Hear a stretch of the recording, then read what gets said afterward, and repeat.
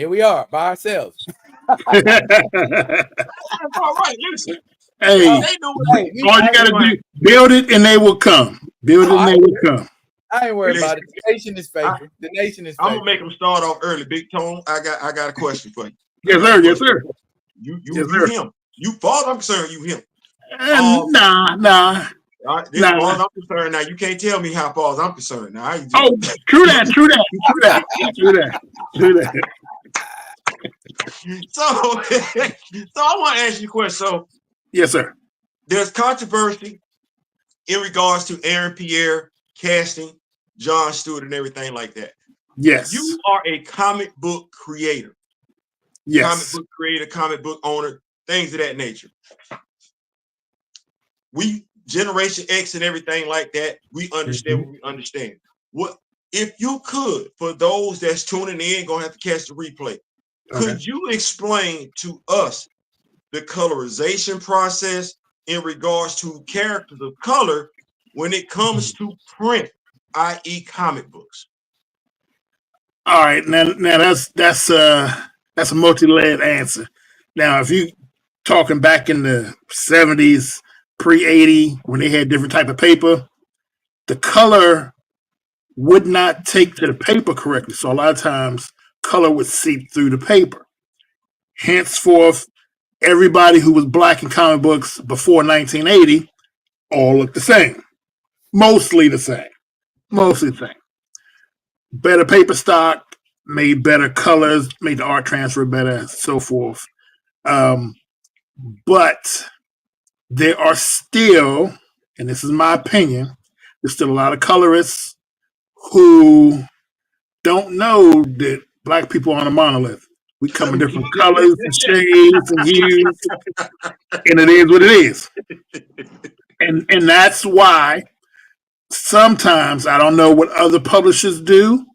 I don't know how they roll, but when I hire colorists, I have a chart of different colors of black people. Wait. Yeah. Hold on. Yeah. Wait. Hold on. Advent Comics, the owner, creator, Tony Kitrell. Wait. Cause what you say? Repeat that one more time. I have this little graphic. Has about 20, maybe it's probably more than 20 shades on it. All different shades of black and brown, light to dark, and I will give that to the colorist. So when I give it to them, I say, okay, my character, Agent Blackfire, has to be this color black. And they come and she's pink. I'm like, no. Go to row 4, number 5. That's her color. So, I try to alleviate that problem. Now, there are some people who will be like, man, I know what color she is. No. I'm not paying you for that. Row 3, number 5. Now, Tony, I got a question. You answered the first question I had. Right. Okay, with your explanation. Now, the second question I have is,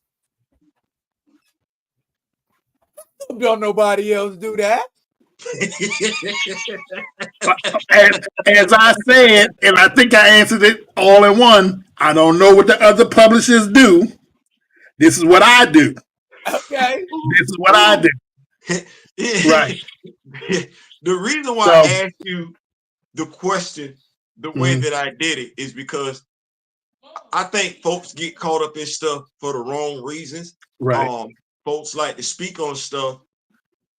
And yeah, you can be an expert over here, but it doesn't make you an expert to speak on this over here. And you're not doing your due diligence, whether you got a PhD, a doctorate, I don't care. You're not doing your due diligence to speak to the experts. You thinking your IQ allows you to cover for the deficiency in the area. It does not. It simply exposes you to those that are experts in that area. So that's why I asked you the question. And I'm gonna dive a little further into this question. A lot of stuff y'all probably ain't asked me for. We got time. The actor, I've only seen him in one movie, the Netflix Rebel Ridge movie. Excellent movie. I like the acting. I like the action. It was a combination of everything. And kind of for what it was a good film. Yeah. I don't know, nor do I make it my business to say or pretend that I know what James Gunn or what HBO or what they're looking for their version of Jon Stewart. I'm not in the room, so I can't speak on that. Right. Now, the Jon Stewart that I grew up with, he was a little darker. But I'm willing to look past the tree to see the forest. Right. We're getting black content, folks. Right. It's something we ain't had before. We're getting black superheroes. So if he's a little lighter than what you think he should be, what you think a fictional character should be, message, go with it. Would that be because of the knowledge that you're possessed, that you're able to say? Because that was my thing. I'm like, okay, Daryl might be able to be a superhero, but if that's what we're saying, I could never be a superhero because I'm too light to be a damn superhero. All right. Well, and we definitely not going to sugarcoat it. It is what it is. Hollywood does have a history of colorism. This is true. They do that all the time, and not just Hollywood. Not just Hollywood. There are a lot of publishers who do the same thing. I know for a fact I've seen some characters at the big two who's supposed to be black, always like they damn near light bright white. But I'm gonna leave it alone because that ain't my business, that ain't my company. I ain't got nothing to do with it. Yeah, Roberto. What black Brazilian that look like he pasty? Come on. But that's my opinion. That's my opinion. It's my opinion. You're absolutely, and this is a safe space. It's one of the things. But it was one of the things where I'm like, okay, I think that's what it is. We don't understand, and thank you so much for clearing that up for those that weren't aware of the colorization process. I think they don't get it. I was reading Miles Morales 25. Mm-hmm. It's got him in it, Sparrow in it. T'Challa is the only one that don't take off his mask. A doctor and Misty Knight. They all the same shade. Right. Sparrow is black and white. If the very least, if she ain't biracial, she's multi-ethnic. You got Miles over here supposed to be what, black Latino. Well, see, and a lot of that goes to an even deeper problem. But first, one of your guests is saying hello to y'all, Mr. Bliss. How you doing, brother? Javon, Big JB in the building. So it goes to a deeper problem. We need talented black and brown colorists in those positions to be like, nah, this color's off because, hey, Marvel, DC, let me tighten this up a little bit. Because they know. But a lot of these people who are doing the color are not exposed to the wonders that we all come in and the different hues and the different shades and colors that we all come in. So they don't know. And some of them, to be honest, may never have seen a black person. To them, we all color number 3. They don't know. I'm going to say it like this. You better than me because in 2024, social media being what it is. They should know better. But see, look, I give a little grace because I had my little slights too, so I'm gonna give her a little grace. Hey, you know what I'm looking at? Damn the fact that we ain't got box TVs no more. We ain't got black and white TVs no more. No, that's something we used to grow. So yeah, everybody was gray, right? Right. So can I address something else? Yes, sir. Subject. Yes, sir. You say recently. And when we say recently, are we talking like I'm talking 80s, 90s? Yeah, my recent. I'm of a particular age, so my recent for me is when I seriously got into comic books and started looking at different nuances of the comic books. 80s, late 70s, like 79, 80.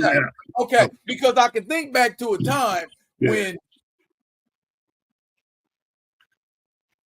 He froze. Yeah. There you go. Now, okay, and I get it. That was like the the art, it's a mechanical thing. Right. It's an art thing. Right. That's not somebody saying, "Oh, these Negroes are great." Right. But right. when you got to a point, I'd say like around like 70, I was starting to see people like, "Oh, that's the actual hue of black." Exactly. And then it just became static. Even when they got the capability to make different shades, it remains static.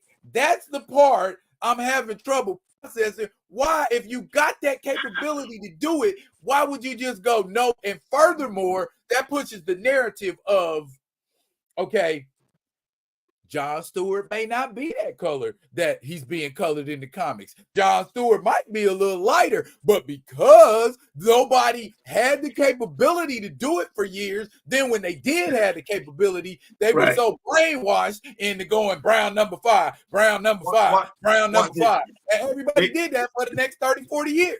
Well, that's something DC is going to have to address, because like whether they like it or not, that is an actual issue in the comic book community, especially our comic book community. So people want to know, what is the definitive version of John Stewart? Is he light or is he dark?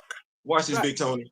I pulled the issue he showed up in, Green Lantern, Green Arrow, I think was 80. Oh, he was brown skin. He was brown. He was D's complexion. Tony, taking the cover into consideration, he went through 3 different shades of brown in that one book. In that one book. Yeah. If you read the book, and you understand the process, the colorization process, then to your point, you should be able to, like, you know what? John might be a shade or two darker. John might be a shade or two lighter. We don't know, and we sitting up here getting pissy with each other about, especially when the guy, and I want to make this point before I begin, James Gunn cast a very dark-skinned actor as the 3rd smartest person in DC. It's terrific. And to me, that's a good pick, because the dude can act. Now, I don't know how athletic he's going to be in the role, but we're going to find out. But that's a good pick. When I looked at him, I was like, okay, I can see Mr. Terrific. It's going to be, they're going to have the light on him for real, to be able to tell his T-Man. Man from the face. Yeah, that's the only thing I thought about. I was like, damn. I was like, okay, he got a mask on. But, that's the only difference. But no, I think it's a good pick. And like I said, that's something DC got to work out the mechanics and let the community know what their ultimate version of John Stewart is. But I do remember that book, because that was one of my first DC books. I remember John Stewart in DC. I remember Jefferson Pierce. And I remember my man, Miles Duncan. I have that book. Right. Because I was a kid, but I was charged to see, we got some brothers who look like me just doing big things. I'm like, oh man, there we go. So for me, those were issues like Bible type issues to me for comic books. And I was like, wow. And of course, we had Luke Cage on the other side. Then every now and again you saw your Black Panther show up, but Can I just take a pause for the call? Yes, sir. Yes, sir. Acknowledge first Grand Madam Tara saying hello to everybody. Hello, Grand Madam. And of course, my man the Kamoyo King. Yes, sir. Yes, sir. How you doing, sir? They are solid fixtures. I remember King. I remember King. He was last time we did the show, he was on. And he also supported the Epiphany Engine. So thank you, brother. Ding ding. There you go. And Black Panther in the building. Black Panther, I remember him as well. How you doing, brother? Yeah. So I mean, we got like hold on. Is this the same Black Panther that's on Twitter? I don't know if you're able to answer me. Yeah, my man. I've been rolling with him for years. Okay, yeah. Okay. Yeah. Okay, so that's some of the people that's rolling around. All right, bet. If they pop up in the feed, I'll let them know. Okay, bet. Don't be bashful. It's more people in the outline. Come on, and this is family. Turn up tonight. This is a little family shake 'em up. Come on in. Here's what they gonna do. The last thing I wanted to say about that, if anybody else has something they want to add, last thing I want to say about it is the simple fact that just like we was excited to see us in that first issue of Green Arrow, that first issue, Green Lantern, Green Lantern, that first issue of Captain America with Falcon on the cover. Falcon, Sam Wilson, You know what I'm saying? When you see the face, the first issue of Hero for Hire, was we thinking about skin tone, or was we thinking about nah. that was a black dude? And to be honest, I wasn't even mad that Sam was originally portrayed as Snap Wilson. Right. So yeah, you know, and I'm gonna leave it alone because it's kind of dated and kind of stereotypical of what they had him doing. But I was like, he wasn't a good guy, but yeah, he hanging with Cap. And he like well, they didn't make him a villain per se, but I'm like, oh man, this dude bad. He was a real one. He had to do what he had to do. But then later on, they make content and you find out his daddy was a preacher. And all yeah, right. Right. Got it. Right. Big bro, you asked a great question. Were we concerned about the tone back then? No, we weren't. No, because we just want to see people who like us. Yeah. Black superhero. Yeah, man. Exactly. I'm happy. I'm riding till the wheels fall off now. I'm buying that title every single month. Every time he pop up, I'm in there. They got my little 30 cent, 40 cent back in the day. Yeah. I had 30 something straight issues of Luke. Yeah.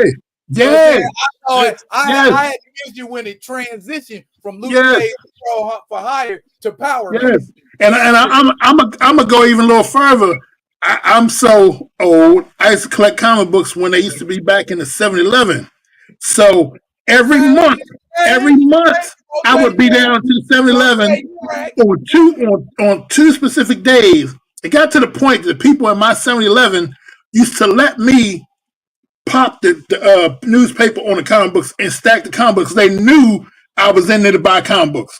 So the little money I had, I bought my 4 or 5 comic books, my Hostess pie, my pickle, and my soda, and I still had $2 left. Still had $2 left. And on a good day, I would go buy the little penny candies, 5 candies, and I rack up on them too, BB Bass and some more. But no, I said that to say, I would collect religiously the black comic books, and I'd be mad if I missed the issue because I wasn't down there, or mom didn't let me go to the store, whatever the case may be. If I missed the issue, I would be mad because even though we had comics on our rack, the good ones didn't last long because I'm in a neighborhood full of other brothers and sisters. So if I missed that Luke Cage, they only sent like 10 copies for the rack, and they was gone. If I didn't get there that day when the newspaper truck came and delivered the magazines, I was done. You know what? Let me take a step when I found my first LCS. Oh, I was in heaven. Oh my goodness. You know, you see people turning in slow motion. That's like hey, but look, I'm gonna tell y'all a story. I got banned from my comic book shop. Yeah, because it was a little racist white owner, and he tried to be So and even far back in them days, I don't play them with them folks. I never have and never will. You can't. Yeah, so you can't. But you know, he did let me back in because I would always spend money. So I got back in there eventually. But yeah, I was banned for a while. But when I found that store and it wasn't too far from the house either, man, every Saturday, because before I would go to the store that was in the neighborhood, I would drive, well, my father would drive me, which is the equivalent of like about 50 miles one way out to part of Maryland called Silver Spring. Steve Jeppy, who owns Diamond, he had a store out there. So every Saturday when I got my allowance, I would drive 50 miles one way, go to the store, get my comic books, come back. So that was my thing. But like I said, I found out it was a comic book store 10 minutes away. And when that store opened up, I was like, bet. Let me take it a step further if we can, because we've talked about the colorization process in regards to the comic books, us understanding at our age limitations back in the day, non-acknowledgement currently and everything like that. We could even spin this thing forward. I'm gonna go back a little bit and then come forward. Okay. Lieutenant Uhura, Star Trek, the Miko, whatever action figure, chocolate. Chocolate. Yes. I didn't look at her and say, "Oh, that's just too dark." We got her. Yeah. Sam Wilson, the Falcon. Yes. The brother had red lips. Chocolate. But he was my favorite superhero. I had the 8-inch Migos. He was my favorite.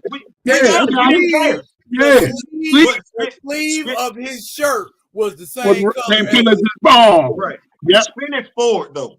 It's 2024. Okay. We collect action figures. Yeah. Folks tripping about Aaron Pierre. Really, when we look at our black action figures in 2024, do they really come in various shades of brown or just one or two? Right. Because to be honest, I was pissed at the day my man Rhodey dirty as hell with the new Secret Wars joint. They got the little, if you remember back in the 80s when they first did the Secret Wars, the little 3-inch, 4-inch figures, they had the little Lentica shield, and it went from Iron Man and mask to Tony Stark. So I understand, sentimental value. They want to recopy that. Tony Stark wasn't even on the Battle World. That was Rhodey. Come on, don't do him dirty like that. At least give him an interchangeable head or something with a little afro. Because, Rhodey still had the afro back then. Come on, do something. Don't do him dirty like that. That's going to be up to us, the customizers and the kit bashers. Right. I wish I knew how to customize. I tighten up a couple of my figures. Hey, you know what? You don't have to go so far as to customize, but kit bashing is easy. Okay. You can pop a head. You can pop a head off. You can pop some hands off. Matter of fact, but we need a roadie. We need a decent roadie. Hold on. That right there is a kit. Okay. That right there is a kit bag. Okay. Oh, okay. Yeah, that's Luke Cage. The Luke Cage from the last Luke Cage with the yellow shirt, right? Yeah, but we got him. He's Vibraxis now. Okay. Bet. Big That's Tony. nice.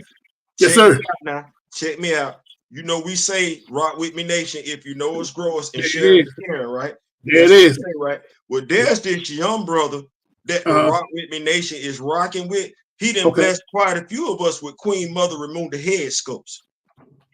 Word? Yeah. Young brother out in college on the West Coast. Young brother. Okay. Yeah, young brother. What the faces look like? They decent? Lord have mercy, Jesus fix it, www.com. Is that for real? He cooking with grease.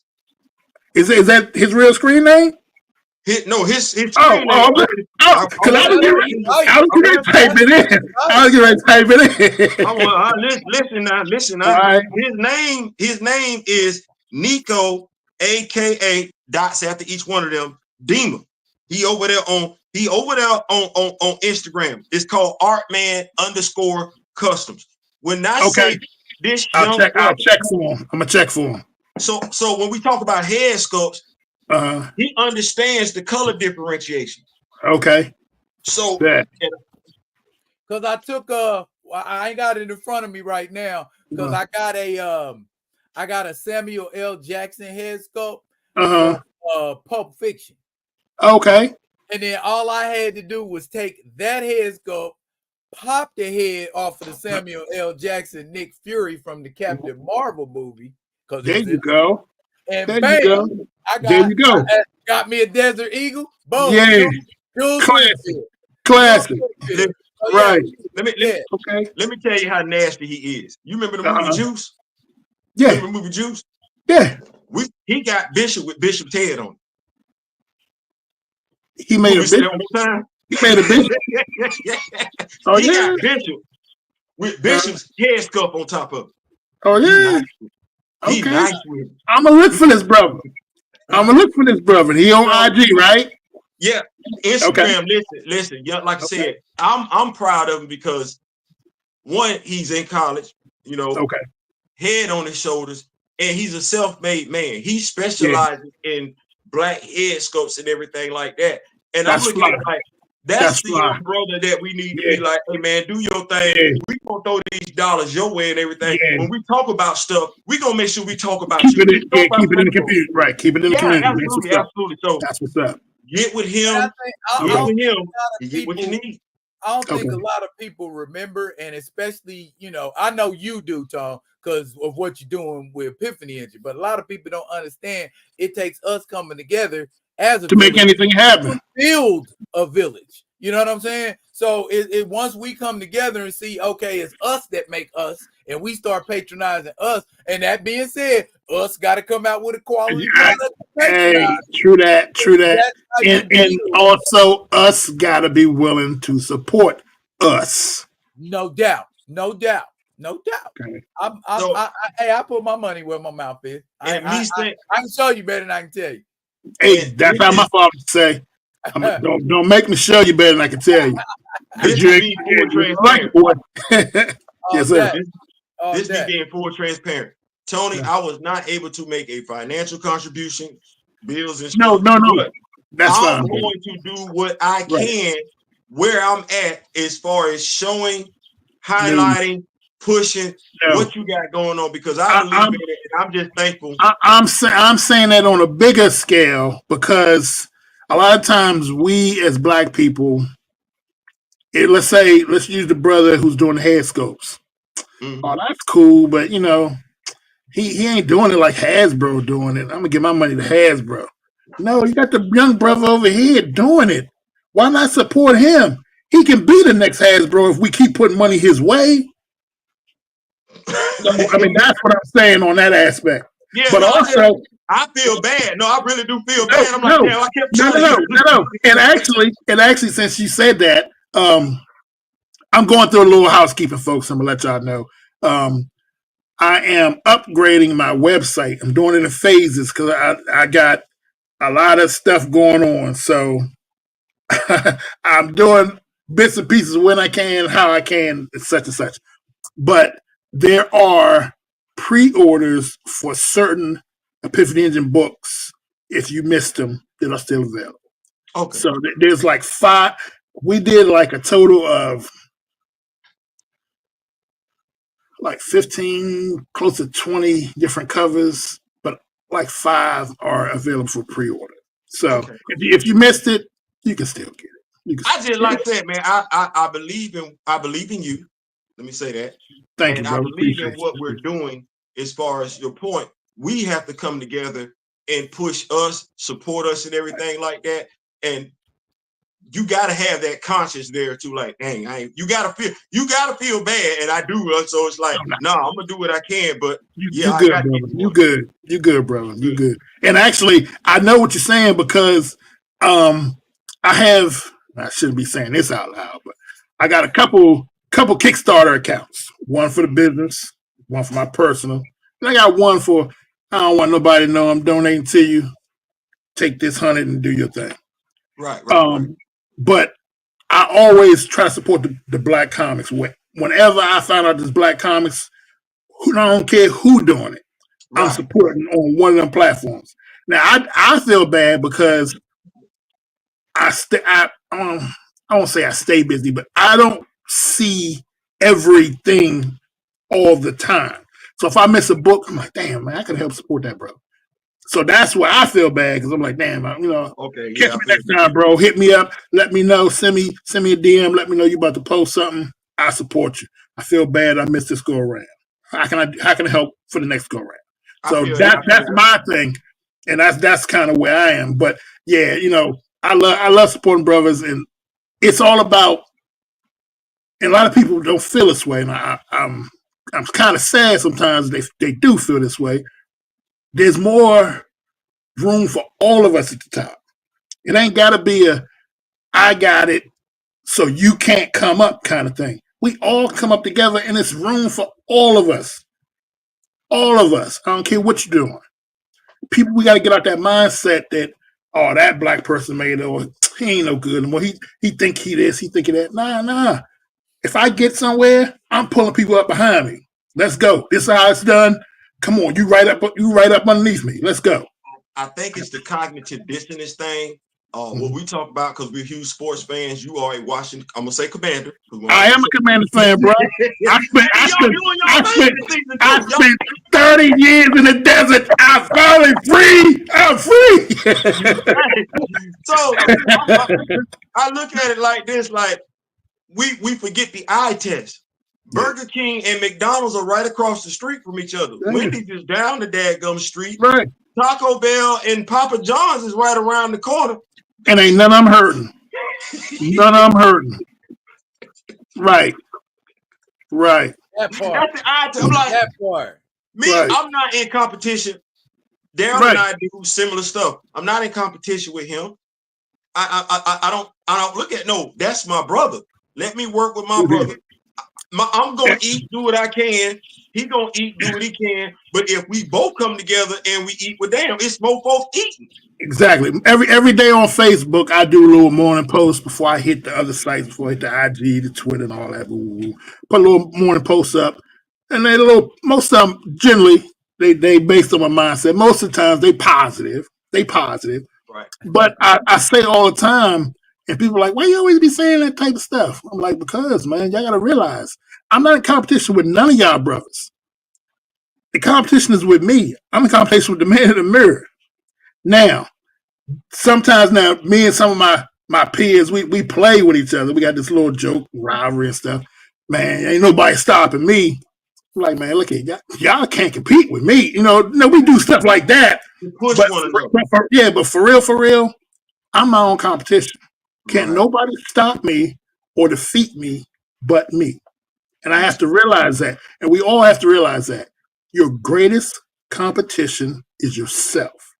And once you realize that, everything else is gravy. Because you know how to maneuver now. I think you get one to the point where you get mad at yourself. I'm pretty sure my brother D has gotten to that point. You be like, man, I ain't doing enough. You ain't thinking about what the next person doing. Right, yeah, exactly. Man, exactly. like today, man, my wife was home today, so we lounging, we watching TV, we going out to eat lunch together. Damn, man, I'm supposed to be finishing that story. I ain't write that story. I got 2 more things I got to write. Slacking, man. Damn. But, in the body of work, I didn't release over this past week. Well, I've only showed it on Facebook because that's where a lot of my contacts are. I released like 4 books this week. Whether one is in the comic book shop, 2 that I had sitting and waiting that I'm gonna put on my website and on another digital platform, and people are like, bro, you killing it. I'm like, nah, man, I ain't done enough. I'm slacking. So those kind of things are what I internalize and I look at. Not saying that everybody, I'm not preaching to nobody, but it works for me. It works for me. I'm gonna leave it at that. I think that's sound advice, because you are the master of your own domain. You're not the master of somebody else's domain. Exactly. You can't control what that man's doing or his progress, or you can't be envious or jealous of his road. That's his road. That's his travel. That's his path. You plot your own path, and where it brings you, that's for you. What's for you is for you. Nothing more, nothing less. I think my mindset is always, damn, I got to handle my business. Like if I see somebody like, damn, I got to tighten up. Not like, yeah. And you use that as motivation. If anything, what it is. That motivates me. Yeah. Right.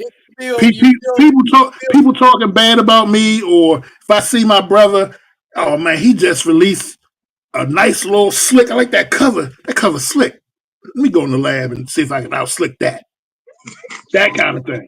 So Yeah, and it's a lot of times the opposite of that is when we're doing too much and we gotta step back. Yeah, true that. There's a lot that I will slow roll out to people. Like I said, them 2 books I released, I had them done like a year ago, but I'm just putting them out now because it's like I'm giving y'all too much. I'm a slow roll but I told everybody we turned 15 this year, and the new slogan off the new ad is "No games are being played."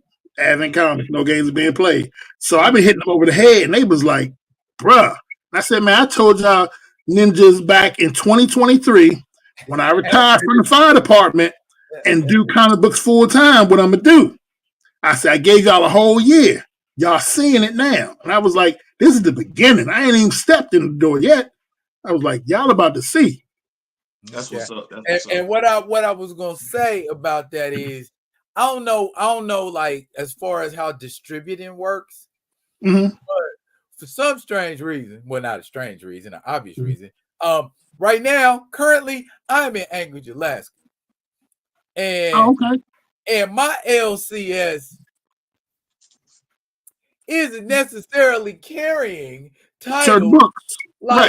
like Tuskegee Heirs or the Acolyte or Harriet Tubman Demon Slayer, and I have to order all of the main thing to do to support Black and Brown or just comic book publishers in general, pre-order. So when you get that Diamond book, or if you find out on social media there's a book coming your way, tell your shop owner, hey, I want to add to my pull list this title from Advent Comics, or I hear Advent's about to drop this new Southside book. Please order that for me, because that is the majority. That's the, I won't say majority. That is the main way that we get our sales. It's from you all requesting those books. So when people say pre-order, that's the flag. So when publishers tell you pre-order, or hey, it's in previews, go tell your comic book shop you want it, that's when we need you the most. Because those shops will only order what you tell them you want. And 9 times out of 10, we Black, we behind the 8 ball anyway. So they're like, ain't nobody gonna buy that Black stuff. So if you don't ask for it, they won't order it. And then when it come out, and you be like, hey, y'all didn't get Southside? Nah. Okay. Why should we? Why should we? You're gonna ask for it. So when we ask you to pre-order, that's the key. Also, there are companies in Alaska and Canada who do, I won't say do better, but Lunar and some other companies up in Canada who specialize in getting those books to those hard to find markets up there. So, you won't put it this way. I'm not ready to make no news right now, but let's just say in Alaska and in Canada, you're gonna be finding a little bit more Advent soon. Okay, I'm making a phone call to my LCBS tomorrow. Advent Comics. Hey, y'all got that on the pull list? If not, what we got to do to make that happen? Right. Because they got Harriet Tubman eventually.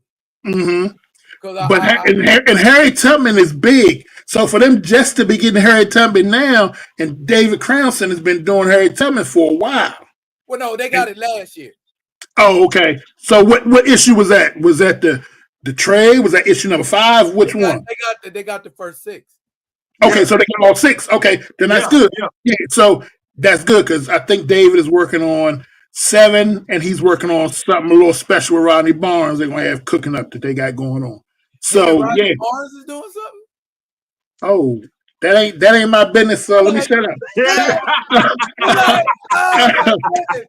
Hey, do you know Rodney Barnes? He didn't told. Can you get Rodney Barnes to holler at me? Because I've been trying to get him on the show so long. Look here, Rodney Barnes is a cool dude. I'm trying to get him to holler at me because I want to get him to do some other stuff. But yeah, he's a part of Epiphany Engine. But yeah, Rodney's a good guy. But he's a little busy right now because he got all kinds of stuff he got going on. Yeah, dropped that new Batman and Stalker. I've been keeping up. Actually that's on my list, because I remember as a kid, Night Stalker and Twilight Zone, those were my shows. So here we go. We already had that conversation. Yeah. That was my joint. Kojak or whatever. Kojak, yeah. That was my show. Who loves you, baby? Who loves you, baby? I'm watching Night Stalker and all of those things. Now he excelled at things. Yes. Finding and killing monsters. That's it. That was his thing. And getting fired. Yeah, all the time. And he was so sarcastic. That's what I love. The way he talked. And his little hat, you know, he's doing his thing. And he drove that little busted up Mustang. Yeah. Oh, he used to do it. I told Darren, I said my favorite episode, because I used to, you know, it takes me back when he brought up Night Stalk and everything like that. I'm living in Camilla, Georgia, going to Mitchell Baker High School, living with my grandparents, CBS late night. My favorite episode, Now I was saying hello to Stamina. It's got to be like 2 o'clock in the morning, 3 o'clock in the morning where he at. He's still up hanging. How you doing, brother? Thank you. Appreciate you. They faithful. The Headless Horseman was my favorite episode. Okay. The motorcycle. Yeah. That was it. That was like, because you know Ichabod Crane and everything. We go back there reading that story. People like, oh, he on a motorcycle? Oh, okay. Hey, do you remember the one where it was this suit of armor would walk around and it would come in the house and come in with an axe and kill somebody with an axe, or he'll shoot him with a crossbow. I don't remember that one. He used medieval weapons, and it was like the spirit of the Black Knight animated the armor. Okay. Yeah. So they had some doozies, man. Oh man. We had so many good shows, man, and even stuff like Perry Mason, the Streets of San Francisco. Man, we had all Starsky and Hutch. Man, with so many good shows back in the day. Streets of San Francisco is the first place I saw Arnold Schwarzenegger. Yeah. When he was in the gym. Yeah, back when he was in the gym. He was playing a bodybuilder. Yeah. He threw this chick around. Yeah. Don't do that, because that take me back to the very first place I seen Jean-Claude Van Damme, and I don't think people know what movie he popped up in first. Breaking. No. When? He was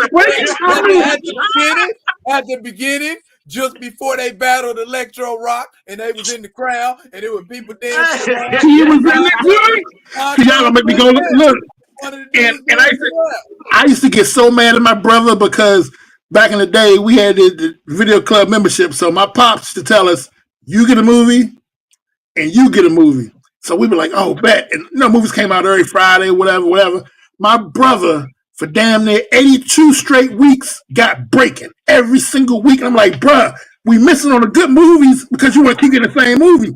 I don't watch that movie so many times, but I don't remember John Claude. I'm going to go watch it and see. Watch it. You ready? Watch it. If I'm not mistaken, Ice-T in that movie too. Yeah. I remember Ice-T. But that was number 2 though, right? No. He was in number 1? He's the DJ. He's the DJ. Okay. I remember. He's the rapper. Right. Because I remember. You so busy watching them battle Electro Rock, right? Radiotron, that you ain't even paying attention. I remember. I think he was in the second one too, because they had to save the building or something. Yeah. Okay. Yeah. Okay. Bet. Okay. Like Listen, go check him out. Okay. When they lost and Ozone ran out, and Ice-T was like, "Don't be mad, Ozone. It's like that sometimes." You know? Oh yeah, snap. Okay, bro, I didn't even put that together. John Claude and Ice-T. Yeah, okay, let me get that. But I tell you, I will never forget Turbo and the broom though. When he cleaned up and he started dancing with the broom, that joint. He said, I was like, Joe, I can't believe this joint. Yeah. Oh yeah. I can't believe this joint. Look, everybody. What's up, Greg? How you doing, brother? That move was so iconic in and of itself that it transcended any other iteration. Right. That's it. Genuine redid that move in his video. Ain't none of your friends been. Boy, that's how we used to fight back in the day. Yeah, you roll up with your set, I roll up with my set. That's it. Put the cardboard on the ground. Exactly. That's it. And let's go. Ain't no lives get lost, just feelings. That's it. That's it. Bruce Leroy is my guy, though. Bruce Leroy. Oh yeah. Got to know the moves, baby. The moves. Yeah. You know what? That reminds me. While we have you here, I want to ask you this question. Yes, sir. You're a comic book creator, because I had a conversation with someone today on social media, and like I said, You say what you say. To me, you him. Uh-oh. So what Daryl and I, those of us that are comic book fans, what we felt like the MCU has gotten wrong, it's not the superhero fatigue. It ain't the big budget. You not respecting the little source things. material. Yeah, it's the little things. For me, I can't speak for everybody. For me, that's my biggest gripe with the MCU is I understand everything won't translate to Hollywood, but leave the important stuff. So to my point, thank you for saying that, because somebody wanted to be that person and basically like, that's the saying, respect the source is being redundant. You know, nothing has to be 1-to-1. I'm like, Avengers was not 1-to-1. Captain America First Avengers was not 1-to-1, but they did respect the source material. I wanted to get your take on that, and I think you just gave it to us. I'm gonna go a little further. There was a comic book great, and this was a personal conversation, so I ain't gonna say his name, but he told me when writing or when you're telling a story, well, I ain't gonna tell all of that because then I'll tell who he is. Okay, put it this way. Then the knowledge that he imparted with me was, if you change something in the story and then your story don't come out right, or that story is off, leave it alone. Put it back. It's important to that story. MCU has changed a lot of the little things that mean something to the story. So when it comes across on that screen, you don't get the whole feel of it, and it comes out wrong. My opinion. There's some things that yeah, I understand, because I understand they got to think they have to tell stories. They don't want everything to be so. He know that the dog's going to die in the next scene because he didn't read the comic book. I get that. But if the dog dying is important to the main character, it shows the emotion and the relationship between him and that dog got to die. If that makes sense. You know what? You say that, and it speaks to Daryl's point in regards to, because he's done some videos on it in regards to the Fantastic Four and how basically the way they're introducing them into the MCU, they're basically removing the relationship between Reed Richards and Victor Von Doom, which is important to the overall story, because that's what it is. It's the story of, even though Ben is now his best friend, Victor was his best friend. And the relationship that they had when they was in college, and I won't even say relationship, it was more of the rivalry they had in college is what built them and what propelled the story down the road for things to happen. So if you change that, you're changing the whole essence of what makes the story, in my opinion. Like, again, I don't think folks realize, because they're not comic book fans, forget Victor Von Doom being the Fantastic Four's arch nemesis. He's Reed's arch nemesis. So much so to the point when you look at it, we're reading the Ultimates right now. I'm not checking for it. You know, I'm reading the Ultimate Black Panther. But he off every other FF member. It was Reed. Yep. It's Reed. That's what that is. That relationship means something. If we look at the Avengers, the first movie, we understood who the original five were, but we were cool with who they substituted in there. Loki was still the driving force, the impetus behind all of them getting together. That didn't change. Right. You may have changed the way it happened, but that was still the point. Loki is the formation, or he's the catalyst that forms the Avengers. That didn't change from the comic book to the movie. You kept it the same. Captain America First Avenger. You kept his origin story intact. You modernized it. You updated it.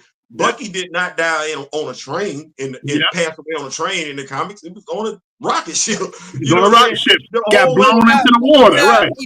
He died because of an explosion in Right. Right. But it wasn't on no train though. That's no. Cap told him get off that plane, and Bucky was like, "Nah, I got it." Boom. Yeah. In the story. So when folks say stuff, I think we don't give each other the credit of being smart enough to understand movies being updated. Hey, Keita, how you doing? You know, when you remove certain elements, that's what that is. You do have to maintain certain aspects of the source material for the story to be credible on screen. Yes, So, thank you. exactly.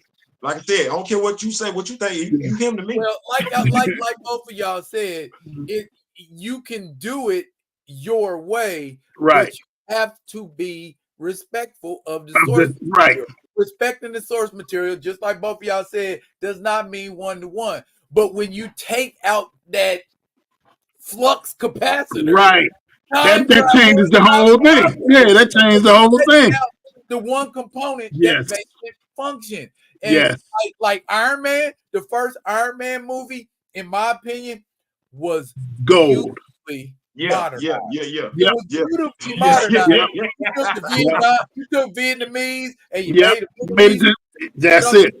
You put Obadiah Stane in there and kind of updated that story, and that worked. They even updated the Mandarin part of the movie that you didn't actually see the Mandarin, but they updated the backstory. The Mandarin. You know what? I understand Iron Man fans being disappointed, but if they that was a letdown.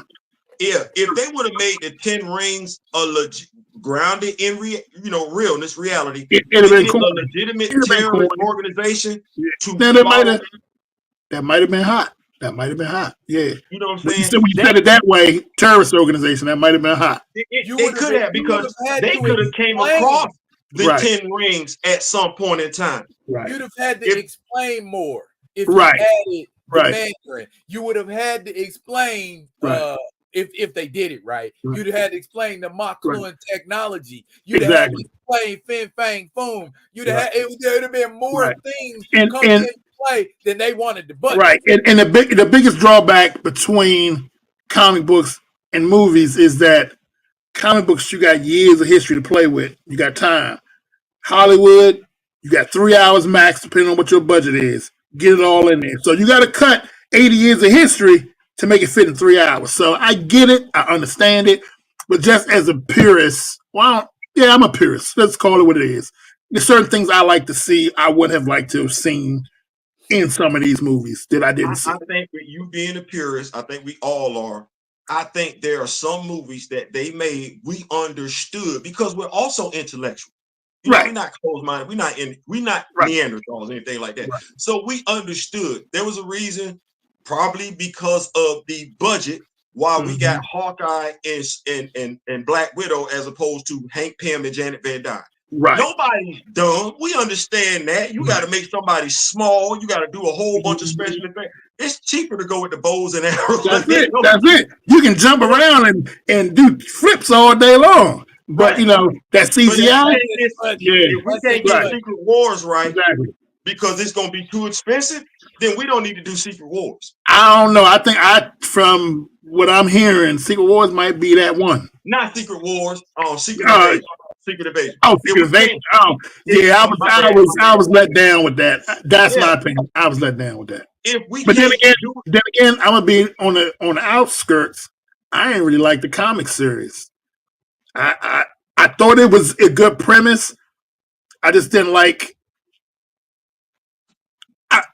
I had an issue, and I hate to put this out there. I was one of them types where I was a diehard Avengers fan since I was 6 years old. You got mad about Hawkeye. So when Bendis came and killed up all my Avengers and basically fucked up my Avengers, I hated that man ever since. And look here, I even put some get back in my very first comic book. I had a page where I introduced a book called Pandemonium Evil Incarnate, 70-page graphic novel. I was introducing my different characters.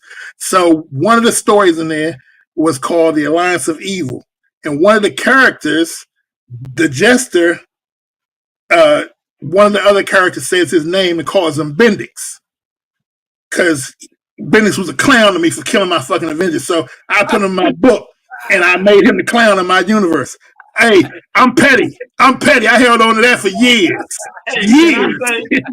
I remember going to the store, thumbing through the book, and I'm wandered and snapped. Whoa. And I get to the part where Clint, that was my dude. That was my dude. Yes. That's my dude. That's my dude. Like that's my dude. So when Clint was like, he went to reach for his quiver, and he was like, "Damn, not like that." I said, "I know damn good well, y'all. I know, I know y'all ain't gonna delete Hawkeye." Yeah, it was cool. With the Avengers for a minute after that, I think I was done. it was cool. I like Jack of Hearts, but I wasn't a big Jack of Hearts fan like that. So when he got it first, I'm like, okay, cool. But then he started going on and started killing other Avengers.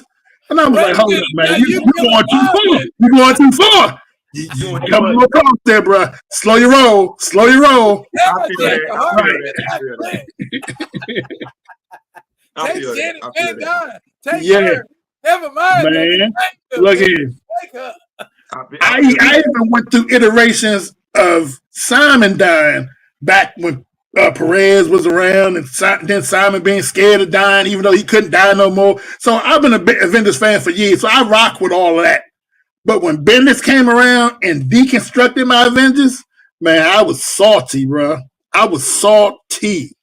I ain't mad at that. I you know what? I feel that. I feel that like you. I ain't really care for Jack of Hearts, even though I did read him a lot and everything like that. But that Hawkeye scene bothered me. Yeah. I was like, okay, so y'all bring my dog back. But I was like, so he a ninja now?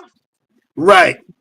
but Ronan was Jive Fly. Ronan was cold. Yeah, Ronan was wait a minute. I know my dog is adept when it comes to a bow and arrow, and I know who trained him. I ain't stupid. I know who trained him. But he's a ninja now. Okay. Right. Yeah. Speaking of that, let me just go ahead and say there is actually an excellent looking Ronin Marvel Legends action figure that's out there right now. I'm looking for it's not the one that they released in Target. No, I'm gonna find a link and send it to y'all. Yeah. That is a nice looking Ronin. Like you can make it whoever. And Daryl, you know you like ninjas. Yeah. I just before the show, I had just went on and filled a couple holes in my collection. I ordered the Destiny and Rogue in her first outfit from Avengers Annual 10 2-pack. I got the Rogue. So I ordered that 2-pack. I ordered the Titanium from Secret Wars. I ordered the Beyonder from Secret Wars. And I ordered the 85th. Big Bad Toy Store? Amazon, bro. Amazon still got it pre-orders. You're right. You know what? You're right. They'll pre-order. You're right. They go down on Hasbro. My fault. Go ahead, big dog. Yeah, because I went to Hasbro first. I always go to Hasbro Post first. And, basically try to support them. They be sold out all the time. So I saw on, I forgot which website it was. I was scrolling through my phone, and it popped up on my phone. Because, your phone is your world now. If it ain't my wife ads from Temu popping up, it's my action figure stuff popping up. So I saw that they were selling the 2-pack. I was like, oh, let me go get that. I ain't got them. So I ordered them, and then I saw some other figures I had to get. So that it is what it is. I got a Miss Marvel, and I still ain't get the Miss Marvel from Target yet. It's always sold out. What's that? Well, no, I'm talking about the original Miss Marvel figure in the blue costume. Okay. When she first got her powers took by Rogue. Oh, okay. In the black costume. It was black. Blue, black, whatever. Yeah. You know what I'm talking about. The thigh-high boots. Yeah. Yeah. I'm gonna do some shoots with that Rogue and that Ms. Marvel. Yeah, that's gonna be fly. Target had one, and might be the same one you're talking about. It was a Target exclusive a few months back, and it's the 85th anniversary. And they got her called. She's called Warbird from back when she was with Perez. Yeah, that's her. I can't get it. It's always out of stock. So every time on Amazon? I didn't look for it on Amazon because it was supposed to be a Target exclusive. Tony, don't nobody want that action figure. Do you know why? Why? Because they actually released her previously, and her upper torso is bigger than the bigger and more defined on the older action figure than this new one. Legends changed up how they're making the female action figure. They changed the butt on her. Okay. Right. So you can get that. Ain't nobody checking for her. Well, see, the thing is, I don't have a Target store nearby where I live. Damn Target, Amazon, Big Bad Toy Store. I'm gonna check Amazon when we leave here, and I didn't check Big Bad Toy Store either, even though that's where I get a lot of my figures from too. Because I figured, okay, like I don't know. Well, y'all can school me. I figured the Target exclusives were Target exclusives. The Walmart exclusives were Walmart exclusives. So if I couldn't catch them on them 2 platforms, I'm SOL. But I didn't know. Tony, Big dog, come on into the family. Like this. Okay. Amazon, eBay, wide open. Well, see, I don't go to eBay no more because eBay will jack you. You get jacked on eBay. Bro. Price wise, man, they try to get you for big dough over there. You know how much you know how much you gonna how much Tony is willing to pay for a figure. You scroll till you find your price. Watch you welcome me. You sent me the invite for Advent Comic. We welcoming you into the Rock With Me Nation. Listen, there it is. We gonna make sure you only pay a certain set amount. We'll my let man, you know what action figures. Yeah, we'll let you know what action figures you can get for the low. Here we go. When he's looking for stuff and he find it before I do, he shoots me a link. If I'm looking for something and I find it before, I shoot him a link. You looking for something? I'll let you, boy. I shoot you a link if I find it. That'll work. My wife and my wallet will thank y'all. Trust me. It's a family affair over here. We sat up here. We Black Panther fans. It just is what that is. Yeah. We read Cheryl Lynn Eaton's Blood Hunt, what she gave us and everything, that 3-issue run. We looked at how she was basically putting together the 5 tribes. I'm sitting there like, wait a minute. Now I told you we get stuff for the low. Okay. This wasn't the 7. Ooh, okay. eBay. I mean, not eBay. eBay? Amazon. Did you just say Amazon? Oh, I was going to say, yeah. You just said, now I'm doing my salute to service. 31 days salute to service, Marine Corps veteran. My brother Daryl is a veteran and everything like that. So I'm doing an action figure. Appreciate it. An action figure every day. Okay. 11. Oh, snap. I like that. Now, mind you, it's more military looking than that orange and whatever they got. Oh, no.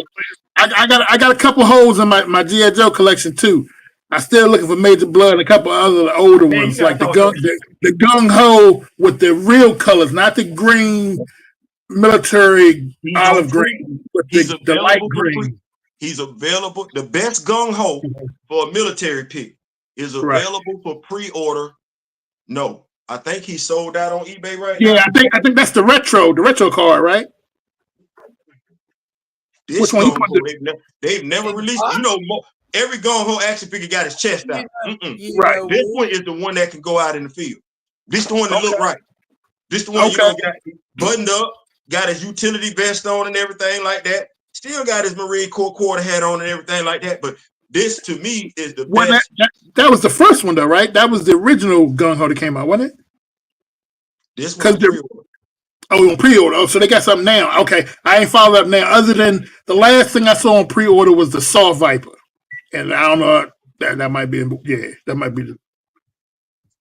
Okay, I think the Saw Viper right now because Hasbro has went. See, we have deep conversation now about action. Okay, we trying to tell you, if I'm not mistaken, right now the Saw action figure is available for purchase.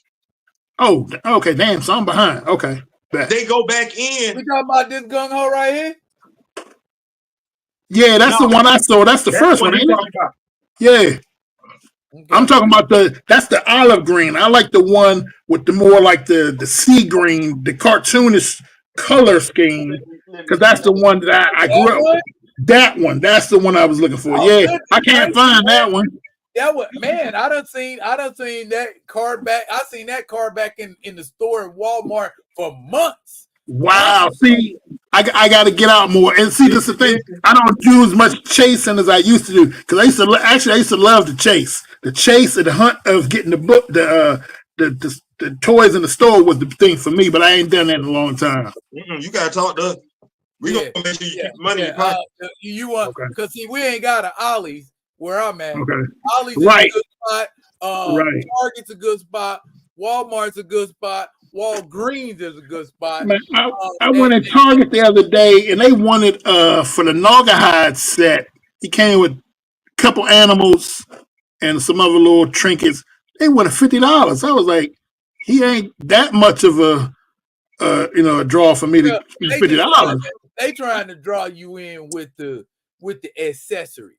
Right. Okay. And then you got to decide again, like we always say in our video, what's best for you.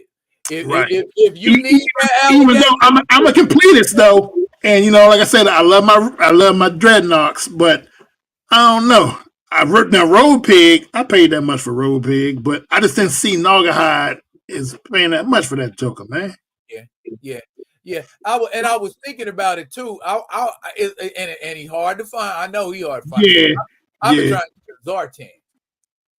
I have a Zartan because, like I said, when I started getting them and I saw that they were good quality, I was like, okay. So I went through Hasbro Pulse, and I got darn near all of them, but a couple of them were sold out. Like Major Blood, I still haven't got him. A couple other ones, but yeah, I'm down on my GI Joes and my Legends, man. Those are pretty much the two lines I'm collecting the most. Last time you was here, I showed you my Cobra Commander, didn't I? Yeah, because you had the one that I hadn't seen before yet. Yeah, and you showed it to me. Yeah, the Supreme Snake Cobra. Yeah, Supreme Snake. Yep. Yeah, that's cold. That's cold. Yeah, it is. I'm surprised at the price that I got it for. Yeah, that's fly. And I know it's worth more. I only paid $30 for it. Bro, I'm quite sure the secondary market is twice that much by now. I got it off of eBay, Tony. Come on, see that's the thing, man. I'm trying to say that we don't play around. You gotta know how to navigate. I must not know how to navigate them because every time I go on eBay, them jokers be trying to get you. It depends on what you're looking for. Some people put out like astronomical prices, but if you do like price comparison and see what you should be paying for a figure like that. And then there are other figures that are just high end. Right. Like Four Horsemen. Them brothers deserve every penny they gonna get. Oh, and they nice. They nice too. I got a few of them. I got one of their. They did a line of cat, like cat warriors kind of. That's what I got. And then there's another line called Warriors of the Animal Kingdom. Yes, I didn't support that when I saw it on Kickstarter, and I'm mad that I didn't because I wanted that. They got some. They got some nice stuff. I've been trying to bring it up. I don't know if y'all can see it, but that's Gung Ho. Yeah, that's Gung Ho right there. Okay. Yeah, that's tight. Yeah, that's the one you talking about. Is pre-order now? That's the one he sold out on Hasbro, but it probably sold out pre-order wise on Hasbro. I got, me being a Marine, I'm like, I would never want any of them other Gung Ho because I'm like, really? Yeah. That's what we doing. Right, I got you. You ain't going, you ain't going to no firefight with your chest out. And I was mad because I'm like, on it? Yeah, all right. Daryl got his whole damn sailor, looking good, got his Swabby uniform. I'm like, so we can't get no. You got the 60th anniversary sailor, the 80th anniversary sailor joint. He got a scuba diver. He got the scuba diver. Oh, okay. So, torpedo. No, the actual scuba diver. Yeah, the actual scuba diver. Yeah. Watch this. He's got a black head sculpt and a white head sculpt. That's what's up. Know what they gave me? I don't even know how to feel about it. I'm conflicted. They gave me a WM sniper. Oh, wow. Ooh. That's what they gave me as a Marine. A WM sniper. I was excited when I saw the scuba diver for Daryl. I was excited. I was like, yeah, that's what I'm talking about right there. Then they gave me the Army Infantry Troop. I'm like, yeah, that one. Yeah, but okay. I can't act like I'm mad because females gonna be like, oh, you too good to have a female action figure as a Marine? No, I'm not. That is okay. But then they give me the dude that's jumping out the damn plane. With the parachute and everything. Yeah. It's the dude. So all them branches can get a dude, but you got a female. I get it. That's why I say that ever since she told me what it was. I was like, oh, that's right. Yeah. I gotta go through Valorverse to get my Marine. But Valorverse got some good figures too, from what I'm seeing. I haven't bought any of them yet to complete, or to not complete, but to put with the GI Joes that I have. That's a Valorverse figure. Okay, that's what he up to what, series 3, series 4 now? 5, that? ain't it? Oh, he's a 5. Okay, is that one of the newest ones? This no, Eclipse ain't new. Okay. And this is a Valaverse figure too. Okay. So Cool. This is an army builder. I'm gonna have to get, Okay. but they got a nice little chunk of it. Yeah, That's nice. Good. So is the playability just or not? Not do we play? Y'all know what I mean. Oh no, they just like the G.I. Joes. Bro, Yes. bro, you can't go in wrong. some cases, sturdier. Oh really? Okay. Yeah. Bobby used to work for Hasbro. Oh, that's right. Yeah. Cause him and David Vaughn used to both work over there. Okay, that. Okay. So yeah, they looking good, bro. Man, I like the little diorama you got set up too. You know, we look. You got the real Howling Commandos back there. Let me get it back. Let's see, get this. Yeah, there we go. That's what's up. So yeah, man, get you some Valaverse action figures. You can't go wrong with them. The only place, I don't know if he sells them in the stores or not, but I see him a lot on his website. That's where go to his website. Likely, they got them. You can get them through Big Bad Toy Store. Okay. He's not in the stores. You're not gonna find him in the stores. He's trying to get the shelves and everything like that, but he's not there yet. So his work, his action figures, this me. Now I know because I don't buy Todd McFarlane. Daryl does. I don't buy Todd McFarlane. His action figures scale perfectly with G.I. Joe. With Legends. Yeah. The feet are a little bit bigger, and honestly, he's applied pressure based on how his action figures are made. He's applied great pressure to G.I. Joe. It's why we're getting a whole bunch of accessories with our action figure. You know, they weren't doing it like that when they first started. Valaverse came along, Yeah. He was doing the head sculpts, and he was doing the foot lockers with the guns and stuff. Yeah. Okay, bet. Yeah, looking nice. He looking man, nice. Just hit us up, man. You looking for an action figure? I'm definitely gonna do that now. Now that I know y'all got the inside track. Because like I say, I don't get out too much to chase the figures no more. But yeah, I definitely would do that. Hey, you know they got a I think it's a 8-inch Dragon Man figure. Yeah, I pre-ordered it. I pre-ordered that, and they just dropped one at New York Comic Con. They dropped a 22-inch Sentinel. I was like, okay. I barely got enough room for the Galactus. Barely got enough room for the Giant Man. I'm not putting no 22-inch Sentinel in there. And I was like, I got a couple Sentinels from the old stuff. Anyway, I don't need nothing new, not of that size. Them 12-inch joints was fine.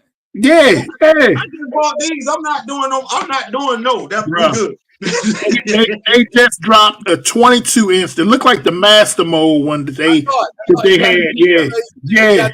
The battle dam. It's on the site. Oh, something already. Okay, all right, bet. Here was a conversation that I had with myself and I don't know why Daryl got back into it. If he ever stopped, then got back into it.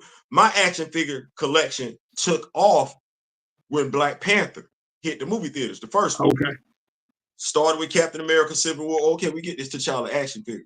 Black Panther, you finna give us a wave? Okay, all right. Then you finna give us another wave. Okay. So then I was like, well, I want to start building my own Wakanda. Like I want all that representation, all that right there. Somewhere along the line, and I had to tell myself, I'm not an action figure reviewer. So I don't know why I'm buying that many action figures like that. I'm somebody who prefers black action figures. Something that I can put in my Wakanda diorama when I do it. So I need to scale back on the action figures that I'm getting, and because I don't review action figures. I don't do that. Daryl do his action figure reviews when he do a video. Oh, okay. But that ain't why folks rocking with us. They rocking with us for the black character content. So we'll get you what you need. You just have to know when you start get back. Why are you doing it? That'll help you save money. People are like, okay, well, I might want this, but I don't need it. I'm gonna leave that over there, and I'm gonna focus on this right here. Now, I have so much, and I'm gonna tell y'all. I've always loved, like I said, loved comic books since I was a kid. So when I used to work for Toys R Us back in the day, back in the 90s. So when them Toy Biz toys started hitting, And I was like, man, they look good. And then Spawns out here. So I was like, man, I'm a perfect job for this, for me. So I was getting comic books and toys, but I let the toys go for a while. But when Toy Biz came back, before they came Marvel Legends, I was like, this is an upgrade. And I love seeing them. So that's when I kind of got back into the toy thing a little bit. And, then with DC, they did DC Universe. I was part of the club. I signed up for the club just so to get the actual action figures. Got the Legion, the Violet. I got all that. And then Tommy Farley be pissing me off. I'm gonna tell you why. I love DC characters. I do. He pissed me off because I'm like, bruh, you got the Justice League right there. Why you ain't ran through the entire league before you want to give me my 13th version of Bruce, my 10th version of Clark, or my 8th version of Diana? I don't know. That's the Legion of Superheroes. That's the same thing. And just out of spite, well, I'm 50-50 right now. I might pick up the new Black Lightning lad only because he's the Black Lightning lad. But Bendis is still on my list. He's still on my list. So to the man's defense, there is a Monel action figure. There is a Cosmic Boy action figure. There is a Saturn Girl action figure. There is an Ultra Boy action figure. And there is a Timberwolf action figure. So, and a Karate Kid. Because they all back. That's who I'm checking for. What the Ho. Now it's my turn to get up. Hold on, I'll be back. Okay. He gonna show me. He gonna show me better than he can tell me. That's what I'm talking about. Because I'm from Kansas City. It's your mistake, so you don't have to show me. Hey, y'all, this Friday Night Vibe. This is how we do this now. I know y'all were thinking something else. This is how we do it over here. I'm vibing. I'm feeling me. Y'all see me? I got a lot of like obscure DC characters. I was like this close the other night. I was this close from getting Commander Steel. They got a Commander Steel McFarlane DC Multiverse figure. The red, white, and blue. Hold on, man. They tripping. He said, yes, he said, I'll be right back. Okay. Whoa, damn, whoa. I see him. Bro. They won't wait. I don't necessarily like the figure, but they asking for way too much money for Timberwolf. You said it wasn't no Legion Heroes. I'm just telling you. Yeah, bro. There is a Legion of Superheroes. Like I said. There is a Legion of Superheroes. Like I said.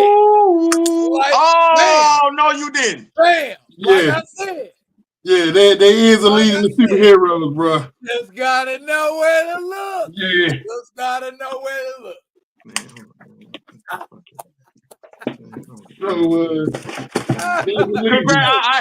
I'm low. Yeah. Hey, I'm in my feeling. I'm in my feeling. Is that a convention exclusive? Nah, this is a knowing somebody at the right time, and they knew I was a big Legion fan, and they hooked me up. Bruh, I ain't mad at you, bro. Yeah. Hold on. Wait a minute. You ready? This what I'm gonna say, Big Tim. You ready? They had the Fatal Five, but they didn't have no Legion. Yeah. I'm like, why you giving me the Fatal Five and I can't? When I Legion, I was in my feelings for a long time, and somebody was like, "I know you like them," because I was back when Mike Grell was doing them, and actually before that, when they introduced Tyrock. When they introduced Tyrock, number 219, Legion 219. Yeah, man. I got it. 218, 216, somewhere around there. Yeah. You ready? 216, yeah. I'm sitting here like this. Mm-hmm. Looking on eBay. Okay. I'm looking at Don't tell me it's like $60 now. Oh no. That would be me lying to you. And I actually, it's too late in the evening for me to tell that lie. It's 900. Oh, okay. Yeah. Now I know. Back. Yeah, I dropped like 150 on it back in the day. Now watch this. My wife around. Let me be quiet. You ready? Yeah. It's me. Now you know what they say. What's meant for you is meant for you. It's meant for you. There it is. I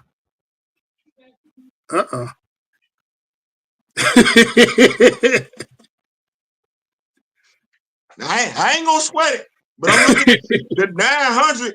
It don't look like I can't overcome that $900 obstacle. It don't. Right. I'm looking at it like this. Right. Because it ain't going nowhere for 900. Look here. They even got a spot in there for invisible kid. It's not a figure. It's just a blank spot. But when I saw it, I was like, oh, bruh, it's my childhood right here. They paid his hell for that one because I'm looking at it. Do they got Nemesis kid? No, he's not in there. Which he should have been, because he's a perfect foil, because they should have had him and Princess Projectra as like one of the actual figures that you could have bought on the side. But I understand they want to hit the main ones, the Fatal Five. Because I remember the story. They got Matter Eater Lad in there. Matter Eater Lad. Yeah, he's in there. Matter Eater Lad's in there. Cosmic Boy's in there. Matter Eater Lad. They got Proto in there. You got Proto. He's alongside Lightning Lad.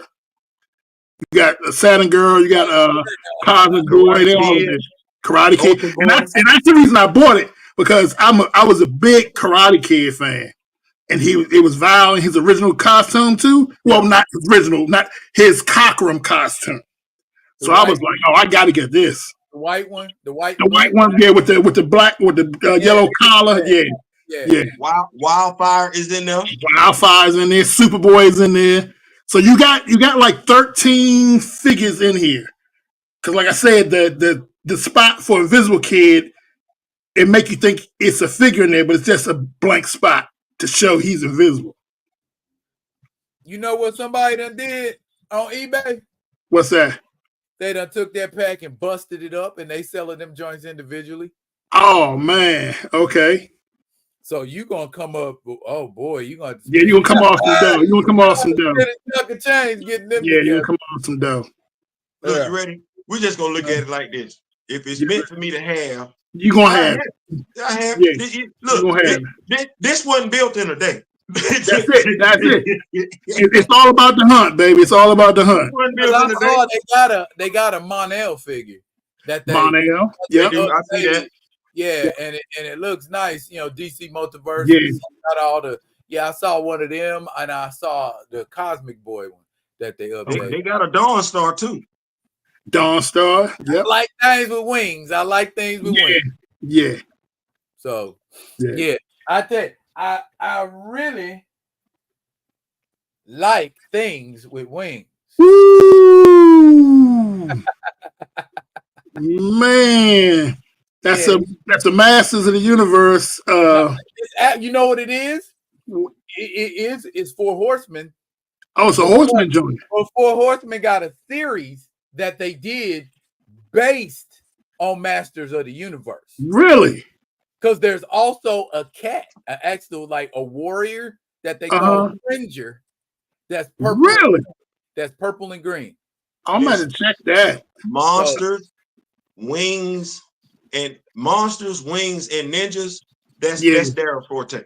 Oh yeah. That's tight. I got me a steel too.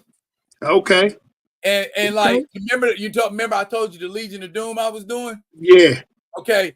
The Justice League that they're going to be pitted against, like 90% black. Ooh.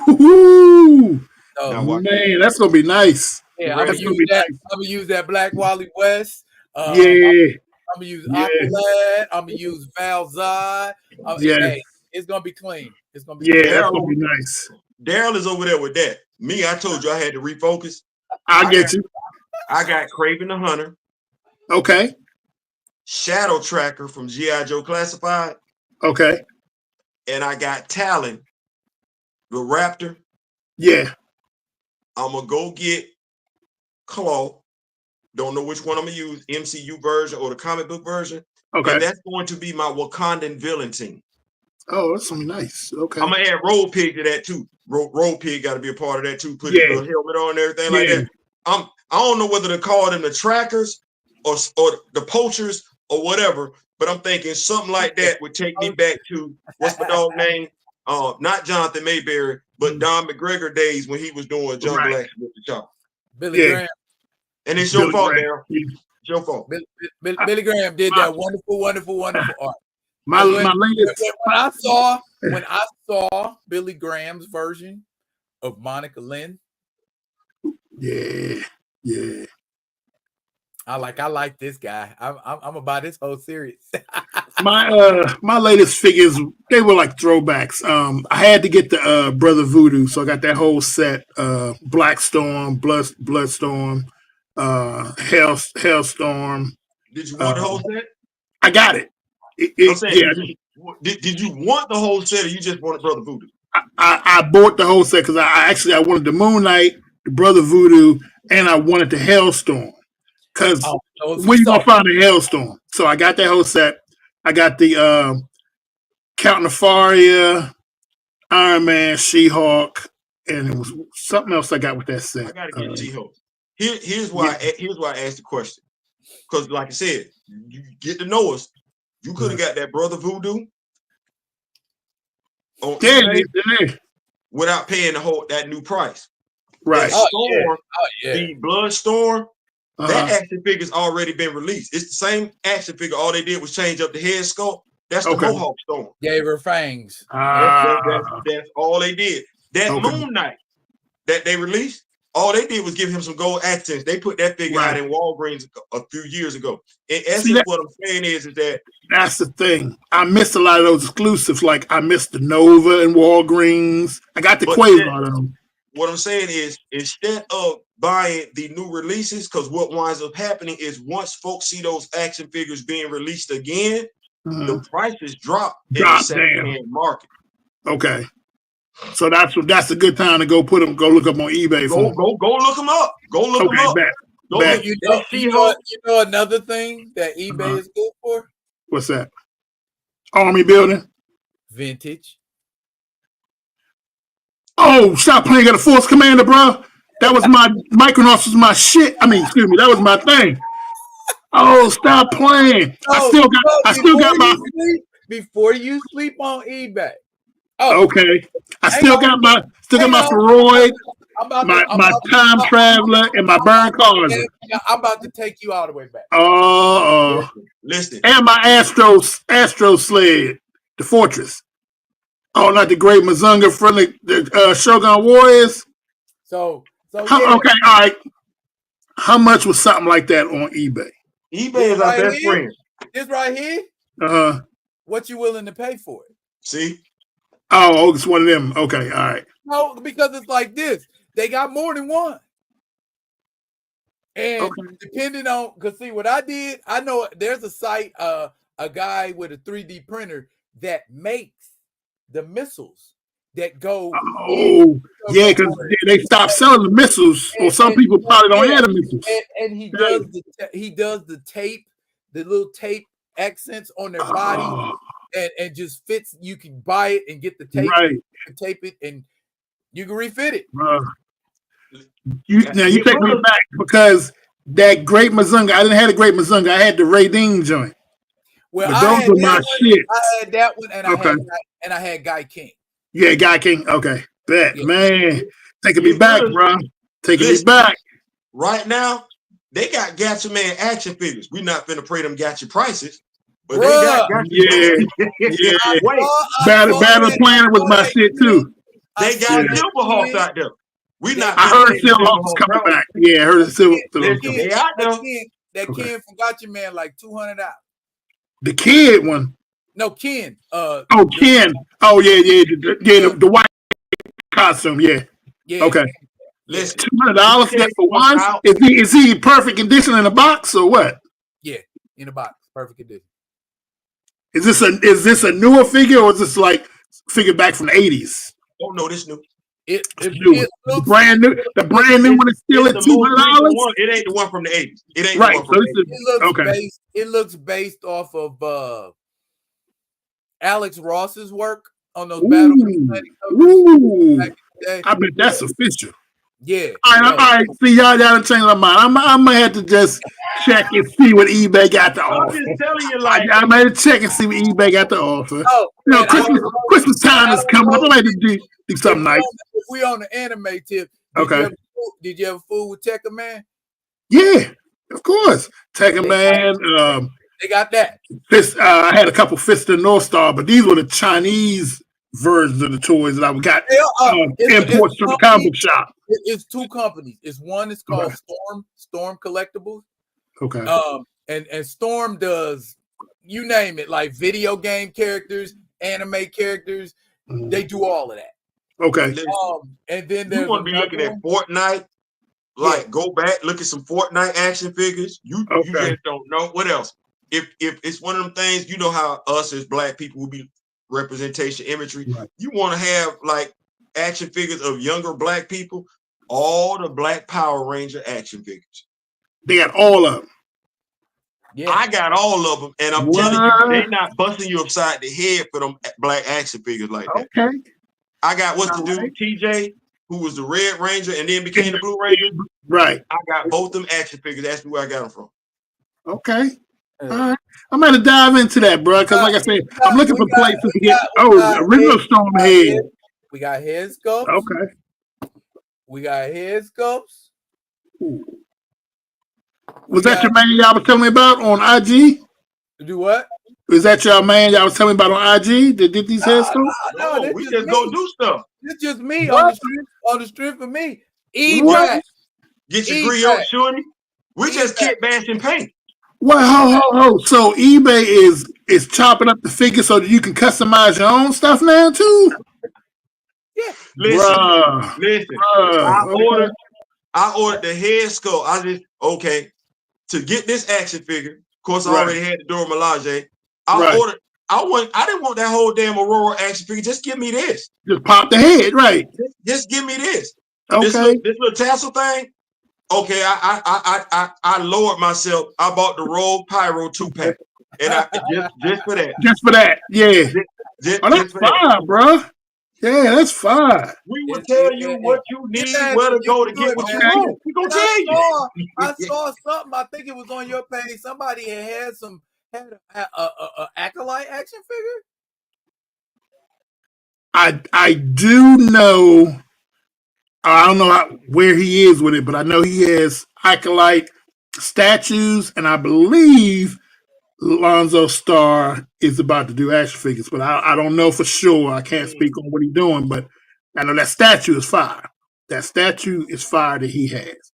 Now I have customs of my figures in a 6-inch frame, and those customs I had created because, like I told you, eventually I want to do toys. So I had the 6-inch customs created in order to take to the toy companies and be like, this is what I want.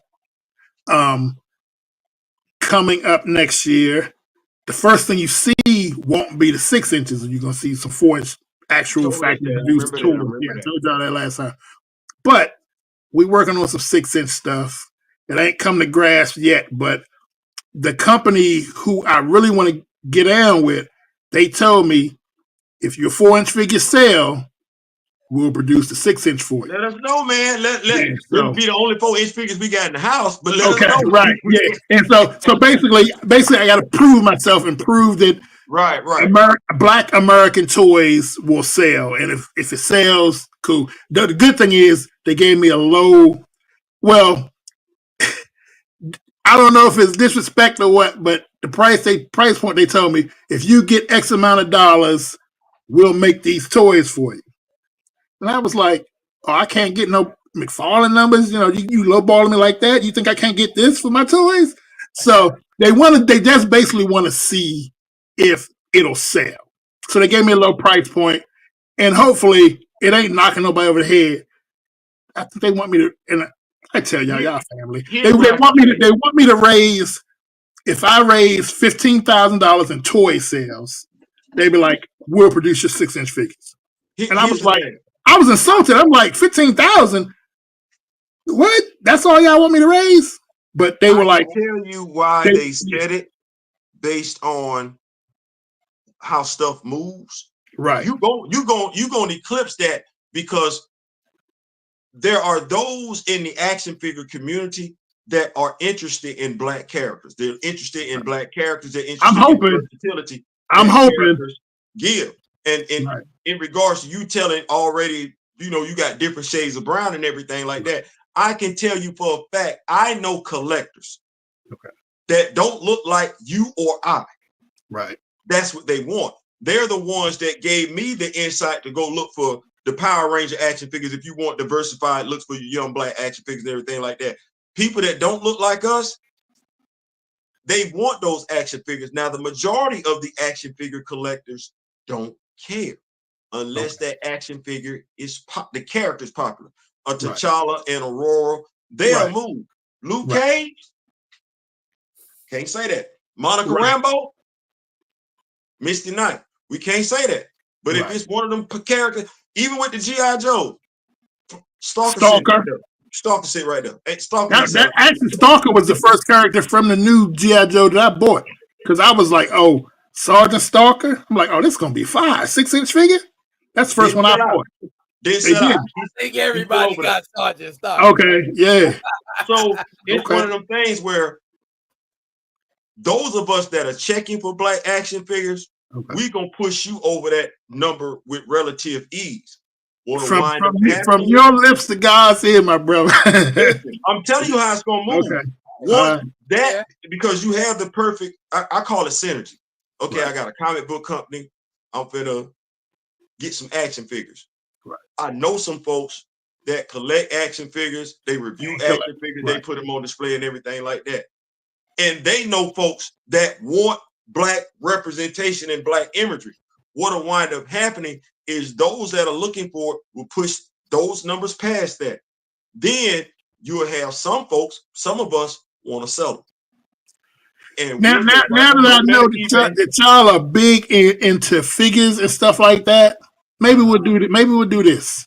If y'all have me back for a third time, maybe I'll give y'all some of the images of the 4-inch figure, and then I'll break the vault and show you what I'm proposing with the 6-inch figures, and y'all give me your opinion as Black comic book and Black action figure collectors. Would you buy these characters? Like I said, they already told me, they was like, if this 4-inch figure move, we'll crack the door and we'll bring you up with 6-inch figures. So y'all to kind of be like my marketing team. You and your fans, y'all will be like the team to tell me, I want to see this as a figure, or yeah, you definitely got to make this as a figure. Nah, that ain't gonna fly. Low key. Yeah. Remember the Superpowers collection? Yeah, that's my 4-inch figure. My 4-inch figures are my 4-inch figures are reminiscent of that, and they're going to be able to be playable with that size figure, because the old Secret Wars and the old Superpowers were the same size. So that's why I kind of wanted to put my figures in line with them. So you can have Titan. You can have Titan next to Superman. Yeah, this is what they do. Yes. This is what they do. So you're gonna have your action figures, right? This is what Hasbro did in regards to the Giant Man, whatever they call it. Lab, yeah. What you do is, it's not the action figures, it's the dioramas around. Yeah. So what you do is, when you get your action figures, you get them, they're ready to good to go and everything like that. You have those set photos of where they're fighting. You got the pieces and everything, because that's what folks gonna look at. Like, I already asked them about that. Now let me tell you what they told me. They was chinching on that, because I was like, well, let me do a paint variant on Titan. They were like, well, we don't want to really spend that much money on variants until you prove whether or not it's going to sell. So this first figure, I'm kind of constrained on what I can do. So it's going to be just a straight figure and package.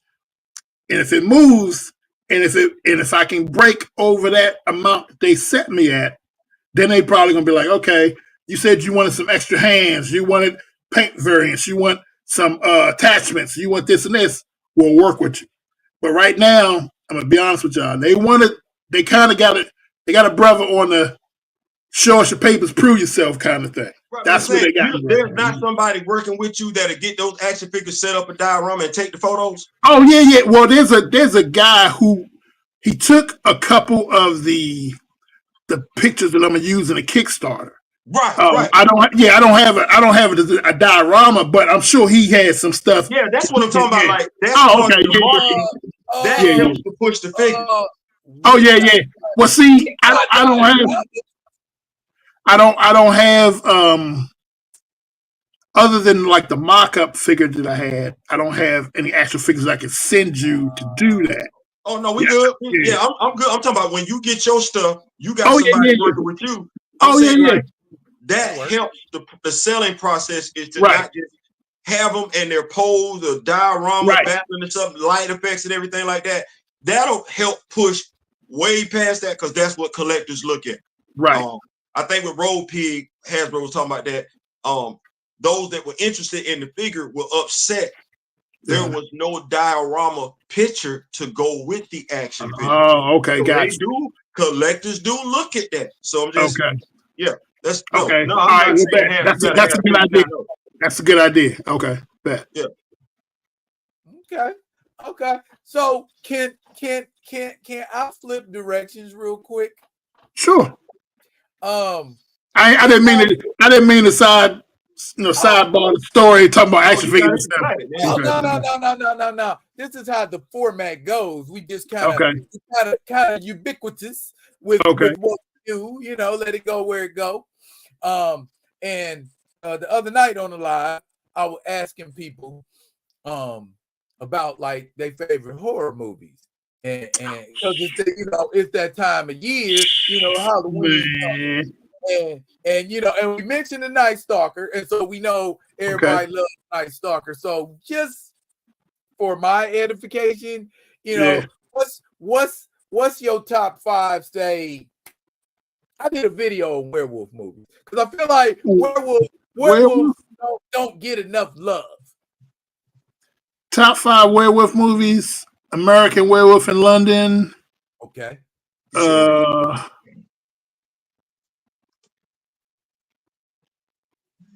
How far can we go back? I mean, you live in this werewolf movie. All right. Well, I got to go back to the Universal monster movies when I was a kid because I used to watch them all the time, even on the 4 o'clock movie of the week. With Lon Chaney Jr. Lon Chaney, yep. That's 2. Werewolf. You don't like none of that modern? You don't like none of that modern stuff? It depends. I'm trying to think of some pure werewolf stuff. I mean, there have been like werewolves in movies that I like Fright Night. We had a werewolf. Big Tone, this your list. All right. But that ain't a pure werewolf movie though. Werewolf movie. Watch this. Dare ask me the same question. Underworld. Underworld. Underworld. Yeah. With my man Kevin Grievous. Yeah, Underworld was definitely. Yeah. Okay. But see, that was more. Okay. Yeah, she was more of a vampire. It was my movie though. He asked me. Okay. All right. So Underworld. Underworld. Okay. Since that is acceptable. So that's 4. One more. Werewolf. Teen Wolf. No, I'm sorry. Nah, I ain't like that Michael Keaton. I mean, the show was much better. Somebody in the comments said that one. Oh, Silver Bullet. That was a good one. Oh, and have you seen the 2010 version? Wait. What was the werewolf movie my dog Mario Van Peebles was came in on HBO? Because he played a werewolf in the movie. Mario Van Peebles on HBO? Yeah. They call you boy the griot now. I just went back there. He played. Matter of fact, the dude that was in Passenger 57, the bad guy, was in that movie too. Rutger Hauer? No, not Rutger Hauer. Passenger 57. Passenger 57, the airplane joint. Yeah, he played the agent. Always bet on black. Bet on black, yeah. Hold on, let me see. I don't know about no Marvin Peoples werewolf movie. I'm getting this guy. Too much technology at your disposal to be. Now, if you ask me what my all-time horror movies, I'm more of a slasher film guy. I love slashers. Fully clips. Okay, all right. Yeah. Y'all know your boy out here in these streets. My dog set up here and had these Wolverine claws and everything like that coming out of it. He made sense. He had 4 claws coming out of it. He had a claw coming out of each knuckle. That made sense. Okay. Dog Soldiers. Dog Soldiers was actually good. Soldiers was actually good. And I looked at that on a. Did we mention The Howling? Oh, I forgot about The Howling with the lady from Cujo. Oh yeah, that's a classic. That got to be in the top 5. So I got to throw her in the top 5. So it would be American Werewolf in London, The Howling. It would be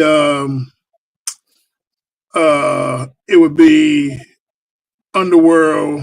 It would be Lon Chaney, Werewolf. What would be number 5? Which one would I put in 5? I'd add Dog Soldiers because Dog Soldiers was kind of not gory like I like, but you mean the one that came out in like the 2000s, early 2000s, right? With Benicio del Toro. Yeah. That was a good movie. I put Dog Soldiers. I forgot about that one. Damn, Benicio did do. He did that. He's an underrated actor. Yeah. Okay, Black Panther. Blood Moon. I did see Blood Moon too. I couldn't think of no werewolf movies at all. I couldn't think of werewolf movies at all. Okay. Curse of the Werewolf with Oliver Reed. Wow. Oh, he went back. Oh, you went back, yeah. Panthro. I remember that because he was like kind of a whitish, grayish color. Yeah. I remember that. Okay. Yeah. Werewolf movies don't get enough love. You know what I'm saying? Sure, because that's why you caught me flat-footed with that because I was like, wait, I'm thinking, damn, what's some werewolf movies? I couldn't think of nothing. Bruh, werewolf movies. That's why I said Underworld. Underworld, yeah. I ain't got to go far. They I like one Underworld. they dedicated, you know what I'm saying? Rise of the Lycans. That was 100% about the werewolf. Okay. So, can I be funny for a second? Yes, sir. If you say something to me about werewolves and everything like that, I go back to Abbott and Costello Meet the Werewolf. Like that's because the whole series like that whole monster series that they did was. I grew up with them. Yeah, I grew up with movies like that.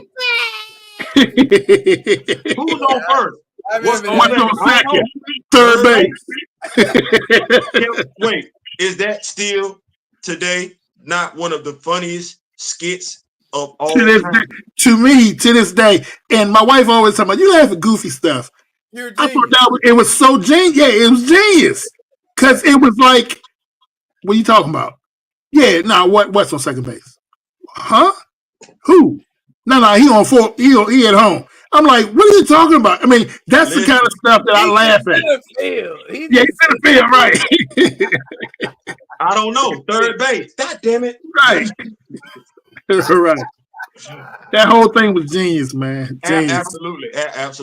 For those that are tuning in tonight, have never heard particular age, right? Who's on first? What's on second with Abbott and Costello? You probably can YouTube it. Yeah, you can probably find it on YouTube. Real easy to pull that video up. Yeah. You missing a classic. Type in who's on first. Yeah. It's like a 5-minute skit, but it's funny. It's funny. It's fun tape. Yeah. Check that out if you have not. Black and white. Yeah. Yeah, it's in black and white. It's definitely in black and white. Black and white. Yeah. Back to the TV that we had back in the day, we should have no issues once again with colorization because we was actually watching stuff in back and white. Everybody was gray. Everybody was the same color back then. All right, now that we on Halloween, it's that time. Give me your top 5 scary movies. It could be any type of monster, anything. Yeah, just give me your top 5. Oh, I can do that. That's easy. Okay. Okay.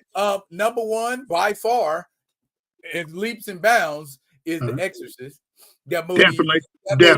scares the cat shit to out this of me. day. To this day. And I refuse to watch it. No, explain it. Tell them you talking about the movie from back in the day. In the 70s. So there might be some confusion going on right there. Right? The 1970 Exorcist. Yes. The Linda Blair joint, number 1. Yes. We're not talking about this new stuff. We're not talking about that. The soup, the spider walk, all that. Yes, all of that. I don't fool with that no more. Yeah. I ain't watching that no more. Okay.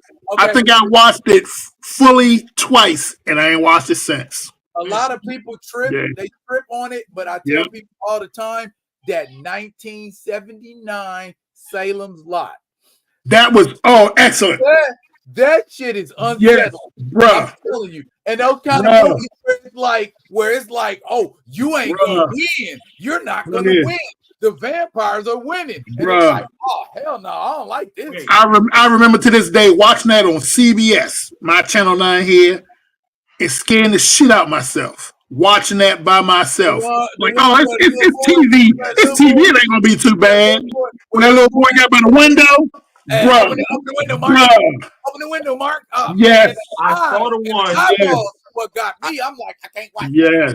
I actually went to the movie theater, and I think Patrick, what's the dude that played basketball for the New York Knicks? Patrick Ewing? Patrick Ewing. I think he was in one of the movies. I'm sitting there watching the movie in the movie theater. It was an Exorcist, and they was in the hospital. And you saw the nurse walk across the screen. And like a split second later, you saw somebody walking behind her with a big ass pair of shears. I was like, oh Lord Jesus, wait a minute, what y'all What? The Exorcist ain't no joke. That movie ain't no joke. Amityville Horror. Okay, Amityville. All right. Yeah. Back in the day. Back in the day. I ain't talking about now. So The Exorcist, Amityville Horror. With me, it's movies that I have a hard time explaining. Like I have to be able to justify the movie for it to not be scary anymore. Okay. Life. What? Life. Not Eddie Murphy. With Ryan Reynolds. Not okay. Yeah, because that's what I was thinking. I was like, that wasn't scary. No, okay. I'm looking at it like little boy's hand, and that was. Because I'm like, because I'm gonna say I didn't see myself. I'm like, there's a no-win situation here. Now I don't necessarily like this right here with this thing right here, because the possibility of it is what it is. Let me see. So that Life, Exorcist, Amityville Horror, Jeepers Creepers became a joke after a while. Yeah. Okay.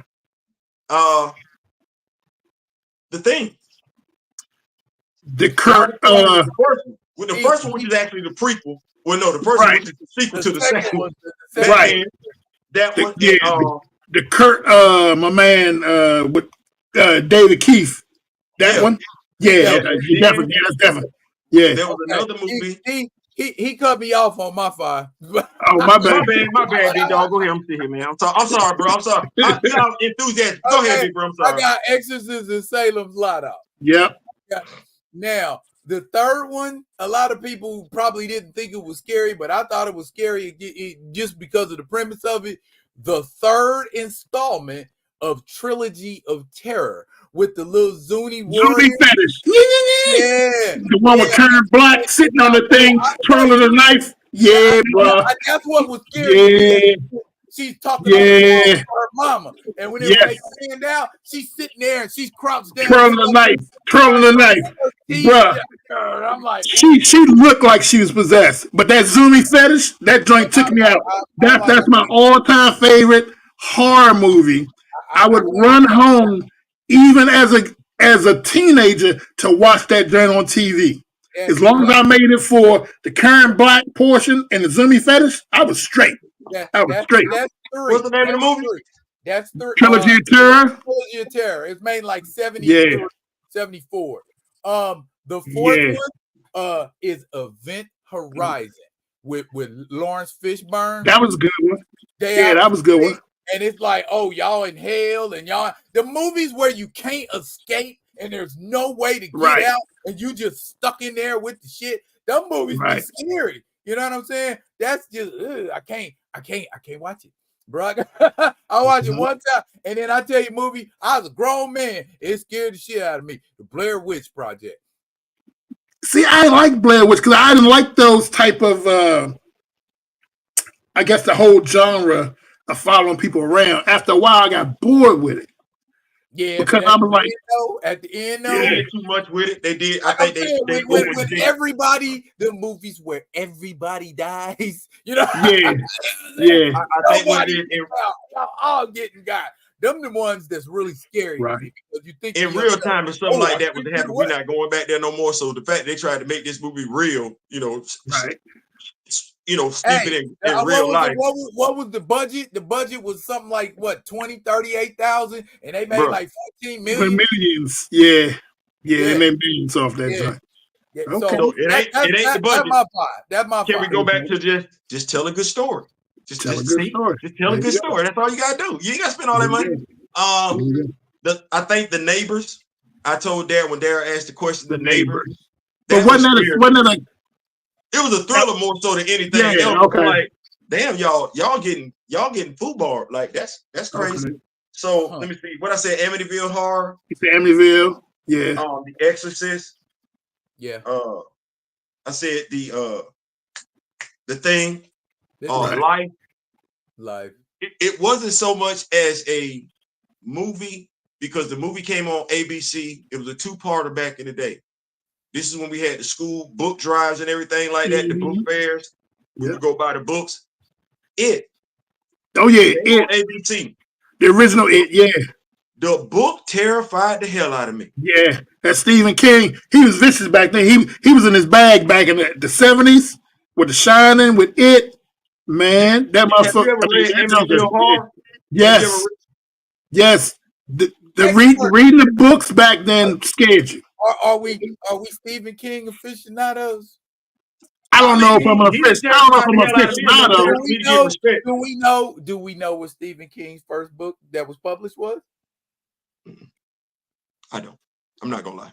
It wasn't like an anthology book. I know he did Shawshank, but I don't know if that was his first book. What was his first published book was Carrie. Oh yeah, Carrie. Yeah, Carrie, followed by Salem's Lot. Salem Lot, yeah.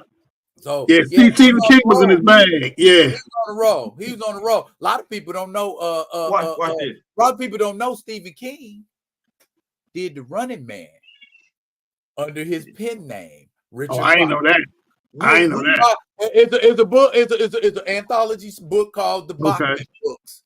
And Stephen King wrote under the pen name Richard Bachman. And one of those stories that he wrote, one of them, it was Graveyard Shift, and then another Graveyard Shift, yeah. And then another one that was good. Running Man. Would we dare anybody take the liberties with a Stephen King story that folks have felt? I say that all the time. I say that with Stan Lee or Jack Kirby or John Byrne or Jim Lee. You not taking liberties with them stories. You ain't finna do that.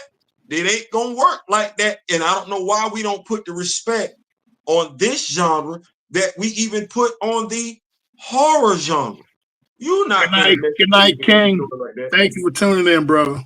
Appreciate you, Kamoyo. Oh yeah. What's going on, Kamoyo? And it's just things that I look at like that. Early. By the way, y'all can vote on the 20th. Yeah. Actually, early voting starts for us on Monday. Yeah. My early voting already started. Yeah. There you go. But go ahead. What was you saying? No, mine starts on Monday, so I'll be going to vote early on Monday, my damn self. But no, it's like I always looked at it. You Dara, you heard me say it. I call myself a classically trained reader. You're not changing stuff like that. No. Liberties with Edgar Allan Poe. We're not taking liberties with Shakespeare. We're not doing that. Right. What is it? What was that started with? Oh, damn it, Othello. Othello is still Othello. Mm-hmm. We're not finna play with Othello. Othello is gonna be Othello. Is gonna be Othello. Yeah, you can modernize it. But you still gonna do. Yeah, you still gonna have everything in what it's supposed to be. The powers that be feel Won't let you. that graphic novels, comic books, things of that nature, that for some reason their stories are more malleable. Their stories are more. I understand, but I'm just saying when we look at the entire first phase of the MCU, it's like, okay, all of those stories have been stretched to an incredible degree when Yeah. you juxtapose it against its comic book counterpart. A lot of them were only what they were in name. Case in point, the Avengers: Age of Ultron. Absolutely nothing to do with what went on in Age the of comic Ultron, book when right? we talk about Age of Ultron. And I'm still pissed about if T'Challa origin Civil story War being in didn't that have damn movie. 75 superheroes in it, it Right. wouldn't be near as good. Right. Let me ask you this question. As I said, to me, you him. Somebody wants to bring one of your project's characters to the big screen. You as the creator of that character, would you want them to pay attention to the source material or just do their own thing with your character? Definitely. With some of the characters, you can kind of get away with it because I don't have 85 years of history. People don't know my characters like they know, say, Superman or Batman. So certain things I can get away with that they can't get away with. But no, to say, for instance, my Titan character, since that's kind of based on some of the things part in my life, you got to tell a certain way because it makes sense. Whereas, let's say, the story of Titan is he's a hero who got his powers and he's learning to be a hero. He wasn't always a good man. He did some things in his past that he's trying to atone for. That's one of the reasons why he actually puts the suit on. So certain things you can't leave out, but you can change it or make it Hollywood or whatever, what have you. But there's certain things that have to remain the same. Yeah. Okay.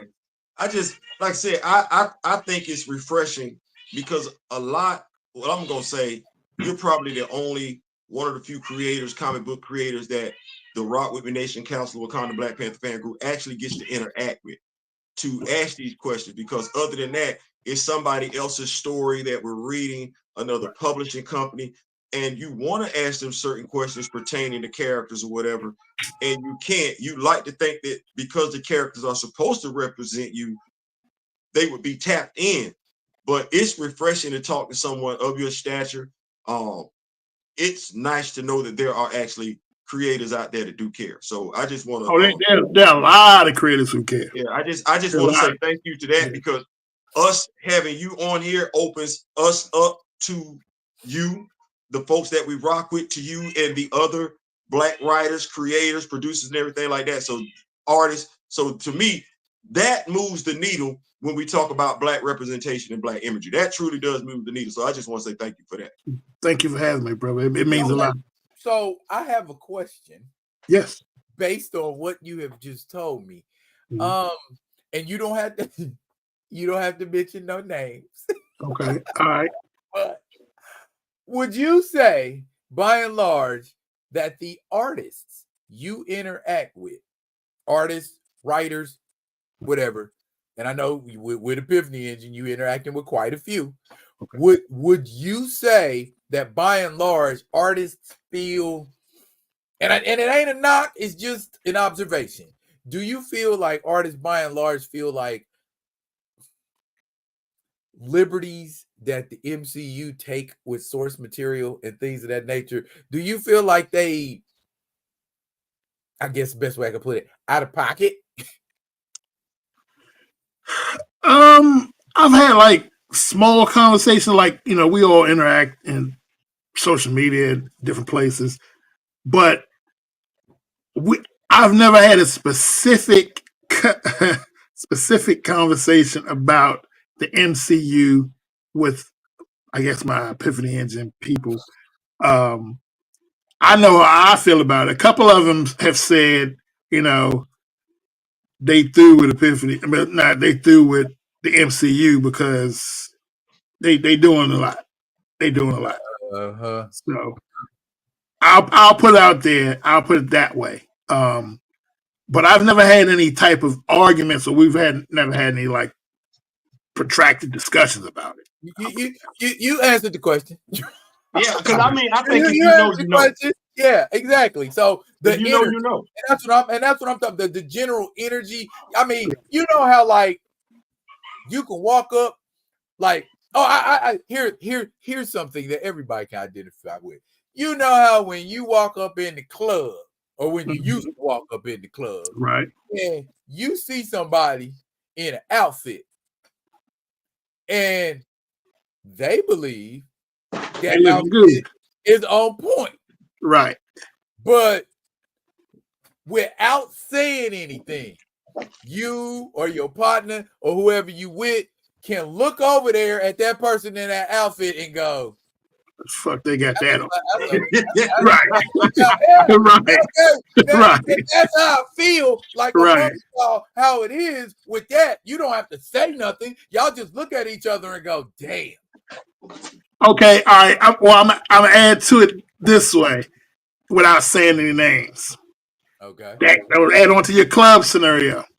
You can see, say me and my partner go in there, see that young lady with the outfit, be like, why they got that on? But by the same token, you and your partner might be like, I still want to go home with that. I still want to work for Marvel. Yeah, it's a lot of that. It's a lot of that. It's a lot of that. It's a lot of that. It's a lot of that. Yeah. And you can, and the thing is right. You can tell. I'm taking it, but if right. You can tell based on how your friend talking. Because your friend talking tough to you, but moving a certain type of way. You be like, bro, yeah, you telling me she don't look good, but you trying to holler. Exactly. Right. Okay. I seen you you slide your pitch over there a couple times. You threw something out there slick, woo. Trying to go home with that, ain't you? You trying to move on. What we say, bro, just keep it a buck with me, dog. You ain't got to lie to me, dog. Just keep it a buck. Exactly. I'm not gonna judge. I'm your road dog. It is what it is. There was a young lady helping me with the action figures and everything like that. She wanted to go work for Marvel. And I said this before. Marvel Studios, she wanted to go work. She was like, Theo. And I think we don't trust one another, whatever. And mind you, she wasn't us. She said, Theo, I fully support what you're doing. I do. Can you please not mention my name? Okay, because we want to see you eat. Right. Yeah, that's fair. I cannot like Marvel, and as long as me and you, and I think that's what folks miss, as long as me and you keeping it a buck, don't play me. As long as me and you keeping a buck, you got to put food on the table. Exactly. I understand that. The hell? Exactly. I get it. And like I said, he answered my question when he said what he said. It will how I feel has nothing to do with getting paid. Right. It is what it is. I understand, but I can still feel the way I feel. Exactly. I'm exactly. Okay. All right. We picked up what you put down. How I feel and how Theo feels as a content provider, our feelings are warranted. Right. So I think that's the thing. Like, I'm happy now. I can die happy. I don't get caught up on everybody else. Crazy. I ain't lost my mind. I'm seeing what I'm seeing and hearing what I'm hearing. Yeah, just be consistent. Like, and I don't even want to say consistent. Keep it a buck with those you're supposed to keep it a buck with. As you said earlier, Big Tony, we supposed to be in this thing together. Right. Well, if we supposed to all be black and it's black, African, American, if that's the end all say all, then I'm supposed to understand my brother or sister got to eat. Exactly. I'm not gonna do anything to jeopardize that. Exactly. But keep it a buck with me though. Exactly. We know what the fight is. We understand what the fight is. Mm-hmm. We understand we still got to put food on the table. Yep. There's nothing wrong with keeping each other not entertained, but keeping each other in the know. Hey man, you know how I feel and everything. I gotta go ahead. Okay, man, handle your business. Do your thing. Ain't nobody gonna knock you. Matter of fact, I'm gonna support you when you get over there. But you know, do you do what you do? I'm gonna stay over here and do me. Right. And I think we don't understand we can actually work together like that because the enemy infiltrates us all the time. Yes. You can be over there getting paid. And we can still rock after 5 o'clock, meet up at the bar. Yeah. You know, throw something back and play some pool or whatever the case may be. Yeah, it is what it is. But some people don't get it, bro. Some people don't get it sometimes. But you know, it is what it is. That's what I say, because I got, you know, there's a lot of, you know, independent artists that we deal with who, you know, have their own stuff, but also do projects with the big two. Yeah, you know? And I'm not knocking them. You know, like I said, I'm happy for y'all, but for me, I'm happy in my lane. I don't veer from my lane. I'm doing me. I'm in this lane, and I'm doing 100. You know, and I think that's what it is. You good where you at. Yeah, I'm good in my lane. You know, I'm loving it. I'm like Dougie Fresh. I'm loving every minute of this over here and everything like that. All the way to heaven. You remember last time you were here and we kept dropping quotes for music? We're still working toward that thing, boy. We get music and make it do what it do. That's it, man. All day. Look here, Tom. Yes, sir. We about 2 hours, 10 minutes in. Oh man, I didn't even notice, man. Like I said, I always have a ball with y'all fellas, man. And the only reason I'm mentioning because y'all on the E cup. I got a busy day today. I got a busy day later on today. Where y'all at? Where I'm at, it's only finna be 8 o'clock.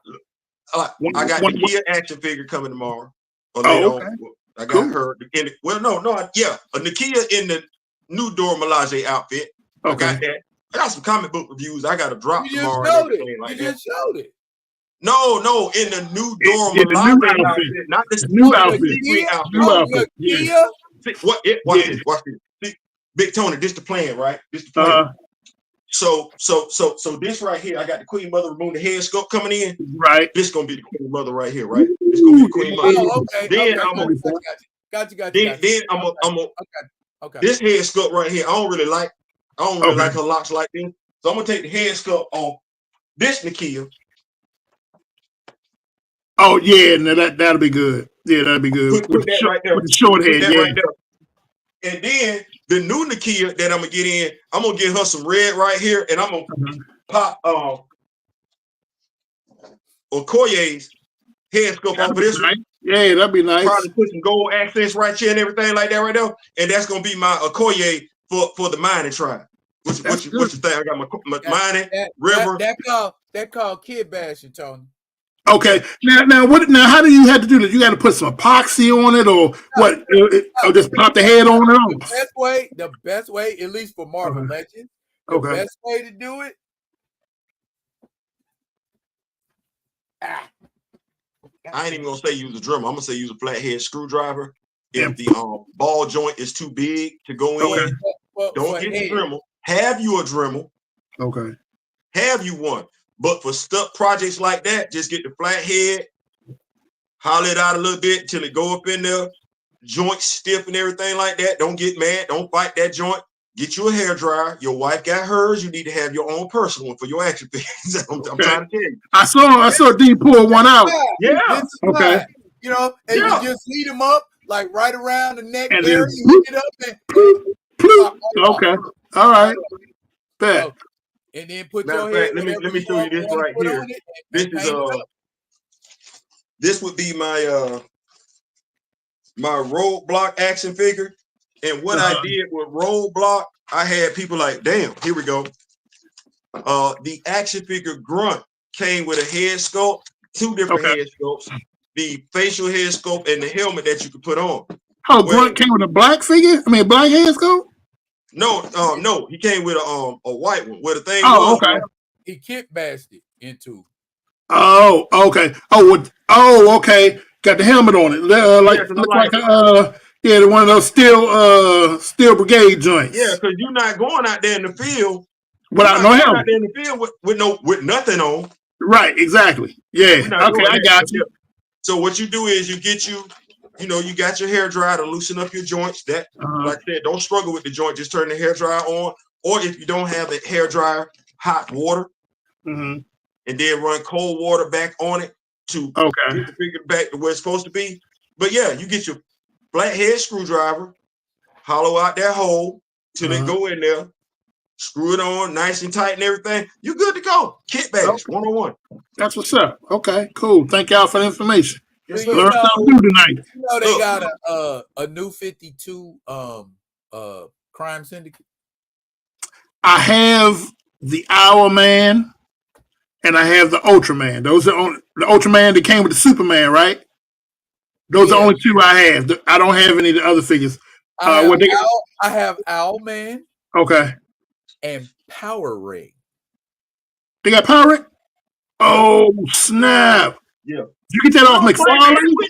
Yeah, it's a McFarlane figure. All right, I'm going to check that tomorrow. And now get you a few of these. Okay. That's your border Killmonger, yeah. Get you a few of them. That's your border tribe. Okay. Bet. See the blue? All That's right, your border tribe. Bet. Hey, you want to freak out with some cloaks? Ooh. Border tribe. Get you a couple, you know what I'm saying, actual wire cloth stuff. You know, we got the meshes in there and everything like that. Oh, the Rock With Me Nation. I said it on the live Wednesday night. Don't know if everybody heard me. The Rock With Me Nation made a contribution to my wife's t-shirt press so we could get stuff out there for the Rock With Me Nation. The t-shirt press will be here on Monday.